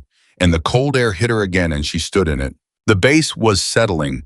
The particular post-engagement energy was changing quality, moving from the sharp adrenaline phase into the heavier phase of assessment and consequence. Medical was finishing its work. 2 soldiers were assisting the repair of the northwest fence. Someone had put cones around the motor pool damage. Damage contained, threat withdrawn, perimeter reestablishing. She looked at the mountains, the eastern ridge where she had been 2 hours ago. From down here, it looked like what it was, a ridge. Rock and tree and cold sky. Nothing to indicate what had happened up there. Nothing to show the position. Nothing to mark the flat rock where she had lain for 32 minutes and fired 20 rounds and changed the outcome of the day. She heard boots behind her. Jack Morrison came to stand beside her. He was carrying his own rifle case, and he looked like what he was, a 60-something former Army man who had been behind a rifle for the first time in years and had found that his hands remembered what his body needed. SOCOM called, she said. I heard, he said. They've been watching, she said. Of course they have, he said. Men like us, women like you, we don't disappear from their radar. We go dormant. There's a difference. She looked at him. How long ago did you retire? 7 years, he said. And you volunteer here? I do, he said. She thought about that. She thought about Jack Morrison, 7 years out of uniform, running a marksmanship range at a forward operations base in northern Montana, teaching young soldiers how to shoot, getting up in the mornings and watching the ridge lines and intercepting radio fragments on a portable receiver he had no official reason to own. You weren't really here by accident, she said. He was quiet for a moment. No, he said. Jack, there are people, he said carefully, who keep an eye on installations like this one. Unofficially, men and women who have been in long enough to understand that the official networks have gaps, who fill those gaps on their own time and their own dollar because the alternative is leaving those gaps unfilled. She stared at him. You were watching this base. I was watching this region, he said. The border operation that Ryan runs touches on several things that people I respect have been concerned about for some time. When your husband was assigned here, some of those people made a connection they thought was interesting. My husband, she said, or his wife. Jack met her gaze. He said nothing. The ground shifted under her. They knew I might come, she said. Her voice was very flat. They knew the dormant file. They knew who I was. They knew where Ryan was posted. Nobody engineered this, Jack said quickly. Nobody manufactured the threat. The assault today was real. The mercenaries were real. The intelligence files are real. Nobody created this situation, he paused. But when it became clear that the situation might be developing, yes, there were people who knew that Ryan Carter's wife had certain capabilities, and who thought it was worth having someone on the ground who could recognize a threat and respond to it. She looked at him for a long time. You're that person, she said. I was one of them, he said. And if the assault hadn't come, if today had just been a regular Tuesday, then I would have gone on running the marksmanship range, he said. And you would have taken photographs of birds and driven home to Georgia and nobody would have said a word. She thought about it. She thought about being used, about decisions being made about her in rooms she hadn't been in, about the dormant file that had never been cleared, about the satellite asset overhead, about the SOCOM duty officer who had been very clear that his call was not an order. She thought about Specialist Aaron Webb, 22 years old, 8 seconds from a direct engagement with a breaching team. She was angry. She was also aware that the anger, while legitimate, was competing with something more complicated, something that involved the rifle case in her hand and the weight of it and what the weight had meant when she picked it up this morning and what it meant now. The SOCOM call, she said, the number they left. You don't have to call it, Jack said. I know I don't have to, she said, but you're thinking about it. She looked at the mountains. She looked at the eastern ridge. She looked at the base around her, damaged and alive and full of people who were going to go home because of what had happened on that ridge this morning. I'm thinking about a lot of things, she said. The base door opened behind them. Ryan came out. He crossed the yard to where she was standing. He looked at Jack Morrison for a moment with the particular expression of a man who has just understood several things at once. You want to tell me, Ryan said to Jack, exactly who sent you here? Jack held his gaze. I think that conversation is better had inside, sir, with some other people present. Ryan looked at Emily. She looked back at him. There are things, she said, that I need to tell you about who I was, about who I think I might still be, and about what I think we should do next. She paused. Some of it you're not going to like. Tell me anyway, he said. Inside, she said. Let's go inside. She picked up the rifle case and walked toward the building, and Ryan fell into step beside her, and for the first time in 4 years, the weight of the case felt like something other than a secret. It felt like the beginning of a different kind of honesty. The base was still settling around them. The QRF was 22 minutes out. The captured mercenary was still talking on the North Road. The inside source had not yet been identified. The satellite footage was sitting in a file at SOCOM with her name attached to it. And inside that command building, a conversation was waiting that would take longer than one afternoon and would require more courage than anything she had done on the Eastern Ridge. She walked toward it anyway. Some promises could not survive reality. She had proven that this morning. But some truths, the kind that had been waiting 4 years in a rifle case in the back of a truck, were overdue. And today finally was the day. The QRF arrived at 12:59. 8 vehicles, 32 personnel, a forward surgical team, and 2 federal investigators who had been diverted from a completely different assignment somewhere in Idaho and had spent the last 40 minutes on a helicopter that none of them would describe as comfortable. They came through the gate with the organized urgency of people who had been told something significant had happened and had arrived to find the situation already contained, which produced a specific mixture of relief and professional disorientation that Emily recognized on their faces from 50 feet away. She was standing near the operations building when the lead federal investigator, a woman in her mid-40s named Agent Sandra Reyes, crossed the yard and stopped in front of her. Reyes had the compact, deliberate energy of someone who had learned to absorb information faster than most people produced it. She looked at Emily and at the rifle case Emily was still carrying, and at the bandage on Ryan's forearm, where he stood 2 feet to Emily's left, and she did a very quick, very thorough assessment. "Mrs. Carter," Reyes said. "Yes," Emily said. "I've been briefed on your actions during the engagement." Reyes paused. She had the expression of someone choosing words carefully. "I want to say before we get into the formal part of this that what you did today is something I don't have adequate language for, so I'm going to skip trying and go directly to the part where I need you to sit down with me and walk me through the entire engagement from your position." "Of course," Emily said. "I also need to tell you," Reyes said, "that there are 2 individuals in my second vehicle who are not federal investigators. They're from a different part of the government, and they were on the helicopter because they'd been monitoring this situation since this morning, and when it resolved the way it did, they made some calls." Emily looked at the second vehicle. The windows were tinted. She could not see inside. "Who are they?" she said. "I think," Reyes said carefully, "that they'd prefer to introduce themselves." Emily looked at Ryan. He looked back at her. He had the expression of a man who was working very hard to hold 2 things at once: the commanding officer managing a post-incident investigation, and the husband standing next to a woman whose life he had understood only partially until this morning. "Go," he said quietly. "I'll be right here." She looked at the second vehicle for a moment. Then she walked toward it. The door opened before she reached it. The man who stepped out was in his late 50s. Silver-haired, wearing civilian clothes that fit the way civilian clothes fit on someone who had worn a uniform for so long that everything else felt like a costume.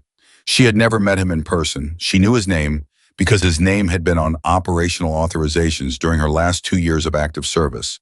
The name at the bottom of documents that determined where she went and what she did and what her mission parameters were. Admiral Thomas Harwick, retired, technically. She stopped walking. He looked at her with an expression she could not immediately categorize. Not satisfaction, not sentimentality. Something more honest than either. "Carter," he said. "Admiral," she said. "You're the one who called SOCOM this morning."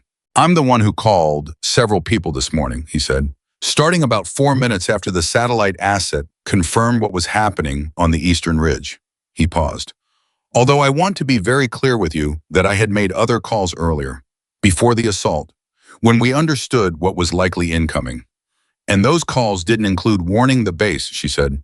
"Those calls were about making sure the right assets were in position if the situation developed," he said, which is a diplomatic way of saying that we were watching a threat materialize and making decisions about response capability that I am not proud of in retrospect.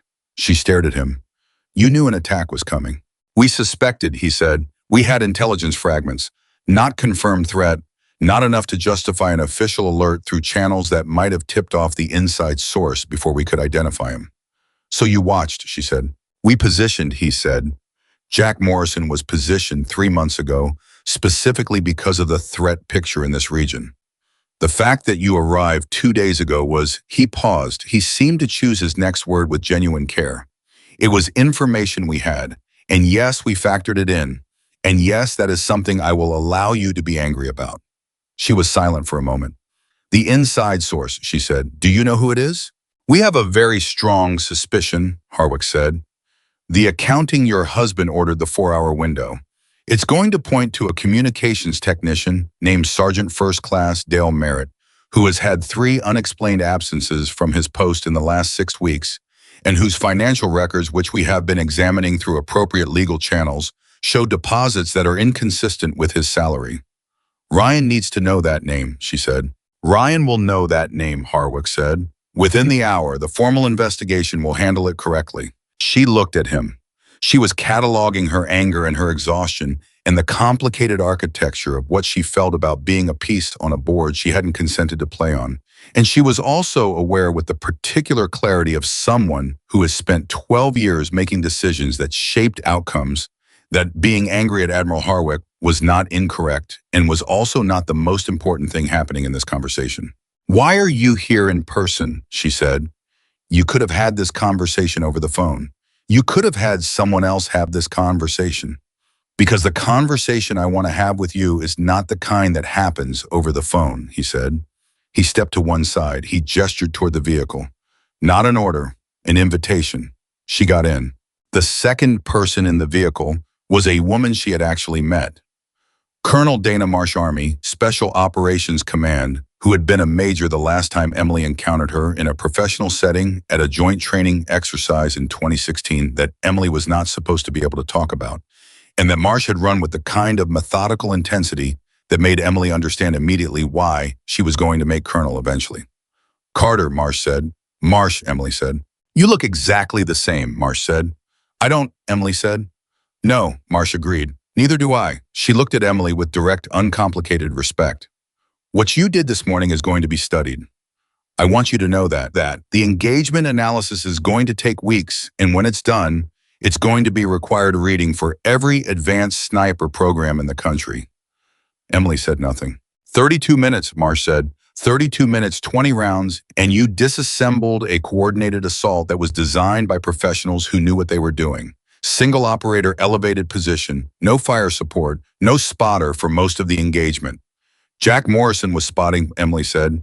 "Jack Morrison is 64 years old and hadn't been behind a rifle in 7 years. Marsh said. "What he did today was remarkable.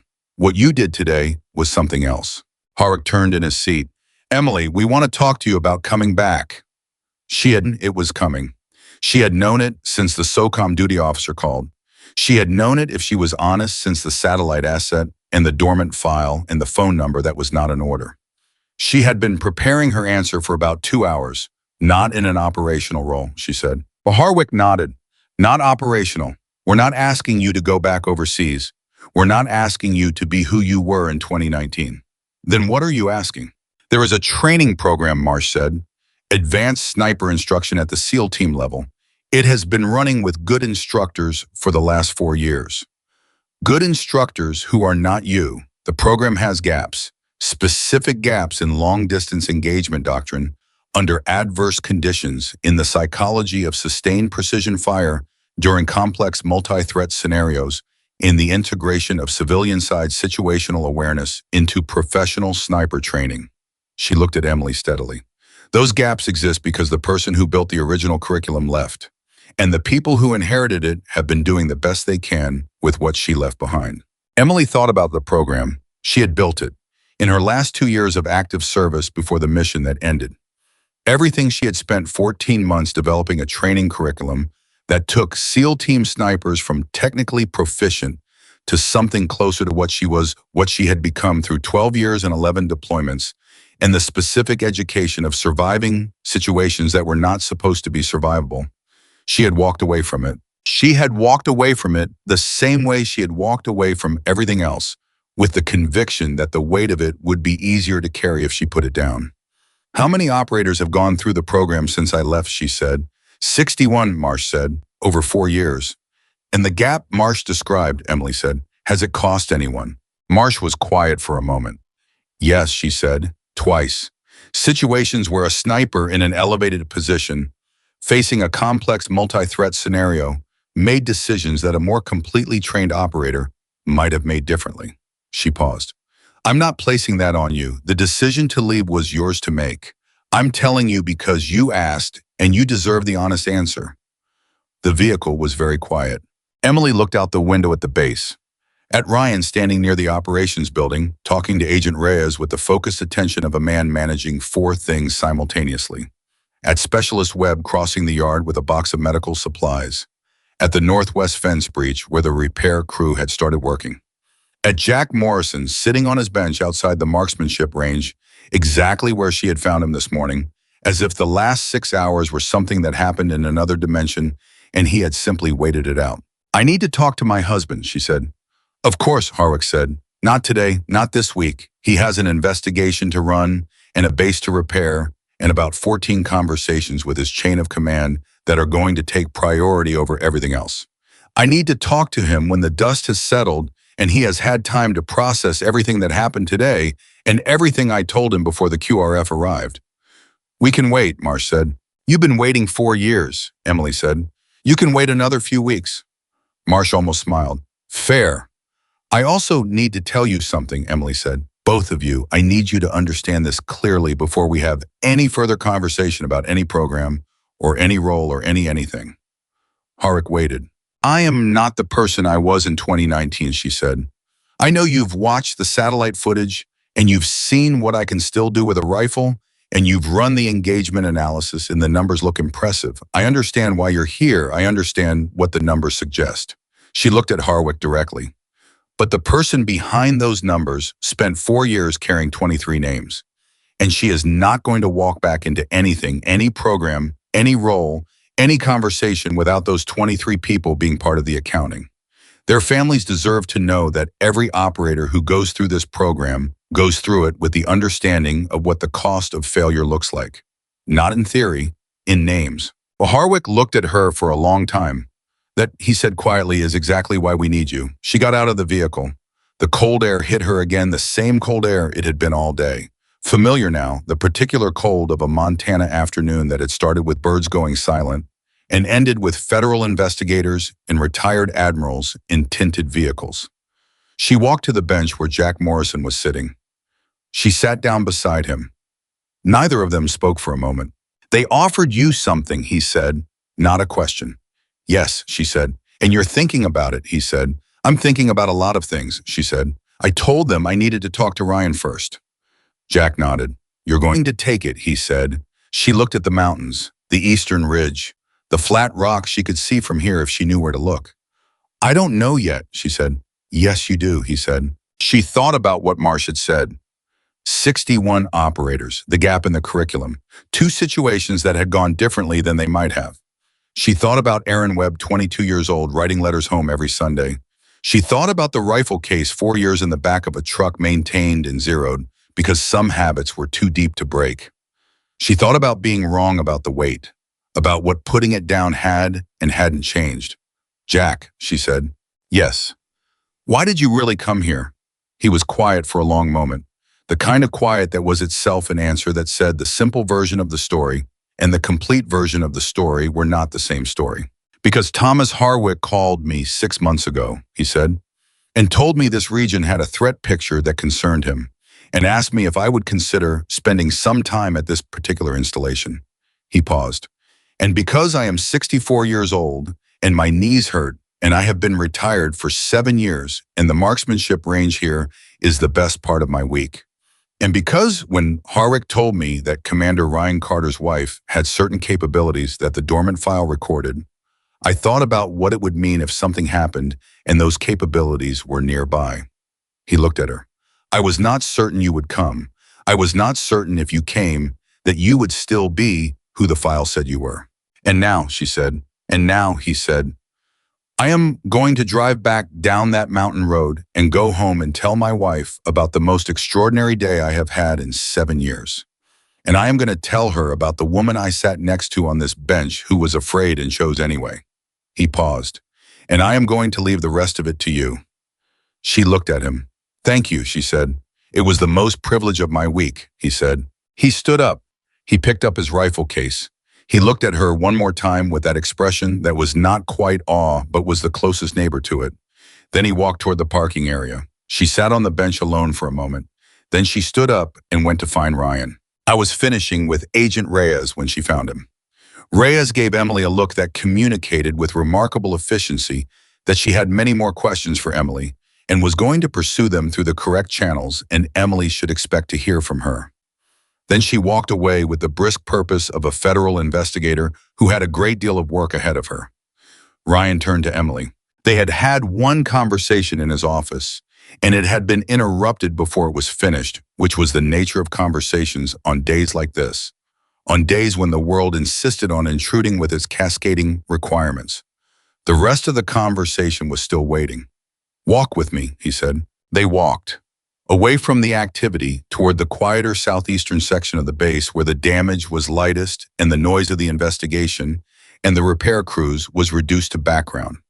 Harwick, Ryan said. Yes, she said. I knew he was on the helicopter, Ryan said. Reyes told me. They want me to come back, she said. Not operational, a training role. I built a program before I left. They want me to come back to it. He walked beside her without speaking for a few seconds. What do you want, he said. I want to know what you think, she said. I asked you first, he said. She thought about it. She had been thinking about it since she got out of the vehicle. She had been thinking about it in different forms for 4 years, turning it over in the back of her mind. In the quiet mornings when the rifle case sat in the truck and the photography work was finished and the house was still. I think I have been pretending, she said, for 4 years, not about loving you, not about wanting the life we have. I genuinely love our life. I genuinely wanted what we built. She paused.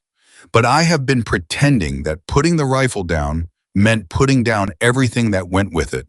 The responsibility, the knowledge, the ability to help people in ways that most people cannot. She looked at him. I don't think you can put that down. I think I have been carrying it the whole time without admitting that I was carrying it. Ryan was quiet. Today proved that, she said. Not because I needed proof, because I couldn't lie to myself about it anymore when it was right in front of me. The program, he said, if you go back to it, what does that look like for us? I don't know exactly yet, she said.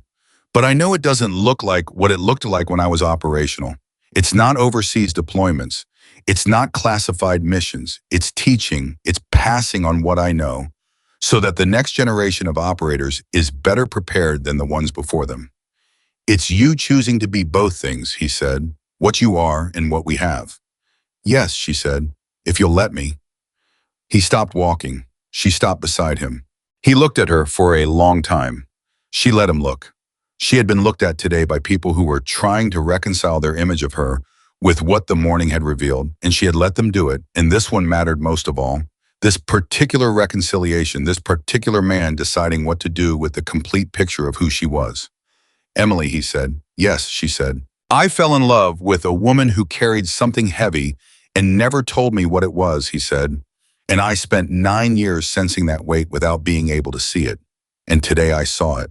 He paused. And it doesn't change what I feel, it adds to it. It gives it context it didn't have. She was very still. But I need you to understand something, he said. Whatever you decide about the program, about Harwick, about any of it, I need you to decide it as yourself, not as the woman who is trying to make up for 23 people, not as the woman who thinks she owes the world a debt she has to pay with her own body and her own talent and her own peace of mind. Ryan, let me finish, I said. I need you to decide it as Emily Carter, who is good at something extraordinary and who has the right to decide what she does with that. Not because of guilt, not because Jack Morrison was positioned here on purpose and Harwick flew in on a helicopter and they're all pulling on you in the same direction. He looked at her steadily. Because you want to, because it is yours to choose, because you have decided it is the right thing. She looked at him. She thought about the 23 names. She thought about the promise she had made. She thought about 4 years in a rifle case and the weight that did not change. She thought about Specialist Aaron Webb, 22 years old. She thought about 61 operators and 2 situations in a curriculum that had a gap in it, the shape of a woman who had run away. She thought about the flat rock on the eastern ridge cold against her body for 32 minutes this morning. She thought about what Jack Morrison had said. You were afraid and you chose anyway. I'm not doing it for the 23, she said slowly. I've been telling myself I owe them something, and what I actually owe them is to stop letting their deaths make my decisions. They deserve better than to be the reason I do everything for the rest of my life. Ryan waited. I'm doing it because I am the best person to do it, she said. The words came out flat and certain, not arrogant, just true. Because I built that curriculum, and I know its gaps better than anyone, and I know what the gap has cost, and I am the person who can fill it. And because those 61 operators and all the operators who come after them deserve the best possible instruction from the most qualified instructor available. She looked at him. And because I am tired, she said, of pretending that this is not who I am. He looked at her for 3 seconds. Then he did what he had done in his office that morning. He put both hands on her face, the bandaged forearm and all. "Okay," he said. "Okay," she said. "Call Harwick tonight," he said. "While you still feel this clearly." "I'll call him," she said. They stood there for a moment in the southeastern corner of a damaged military installation in Montana, with the cold air moving around them and the repair crews working in the background, and a federal investigation getting underway 40 meters away, in the mountains large and indifferent than around them, the way mountains always are. Then Ryan's radio crackled. His XO's voice, "Commander, we have a positive ID on the inside source. Merritt is in custody. He's asking for a lawyer." Ryan looked at Emily. She nodded once. He keyed his radio. "On my way." He looked at her. "Stay," he said. "Don't go anywhere." "I'm not going anywhere," she said. He went. She stood alone in the southeastern corner of the base. She looked at the eastern ridge. She thought about who she had been when she walked up that ridge this morning. The careful fiction, the quiet wife, the woman who had spent 4 years walking around with the weight of something she refused to name. She thought about who she had been when she walked down. The same woman, but honest now, honest all the way down. She picked up the rifle case. She had been carrying it all day, since the truck bed this morning. Through the gate, through the yard, into Ryan's office, into the comms room, out to the bench, into Harwick's vehicle, back to the bench, here. She had not put it down. She looked at it. She was going to carry it. She had decided, not because she had to, not because the weight was inescapable, not because she owed anyone, because it was hers, because she was the person who carried it and she was done pretending otherwise. She looked at the ridge one more time. Somewhere in the northeastern dead ground, the last survivors of a failed assault were making their way out of Montana. The inside source was in custody. The QRF had the perimeter. The investigation was running. The base was damaged, and it was standing, and the 28 people inside it were alive. Specialist Aaron Webb would write his letter home on Sunday. She would make the call to Harwick tonight. In the spring, she would walk into a training facility somewhere on the American coast, and she would stand in front of a group of young men who had already been told they were the best, and she would spend the next several months showing them what better looked like, and she would build the gap back into the curriculum, not as absence, but as depth, as the specific understanding that came from knowing what failure cost and choosing excellence. Anyway, she would carry the 23 names with her into that room, not as debt, as context, as the truest possible understanding of why the work mattered. She breathed out. The cold Montana air was very still around her. There is a kind of courage that announces itself, that stands up in the middle of a crisis and acts and is visible and recorded on satellite footage and studied in programs and talked about in rooms where people who make large decisions make them. Emily had done that today, and she would carry it, and it was real. And there is another kind of courage that is quieter and costs more and takes longer. The kind that says, "I know who I am." The kind that stops running. The kind that picks up the weight it has been dragging behind it for 4 years and carries it openly in both hands in daylight without apology. That was the courage Emily Carter walked back into the base with. The rifle case in her hand, the 23 names in her chest, her husband's voice on the radio, her own future waiting. She walked through the door. She did not look back at the ridge. She did not need to.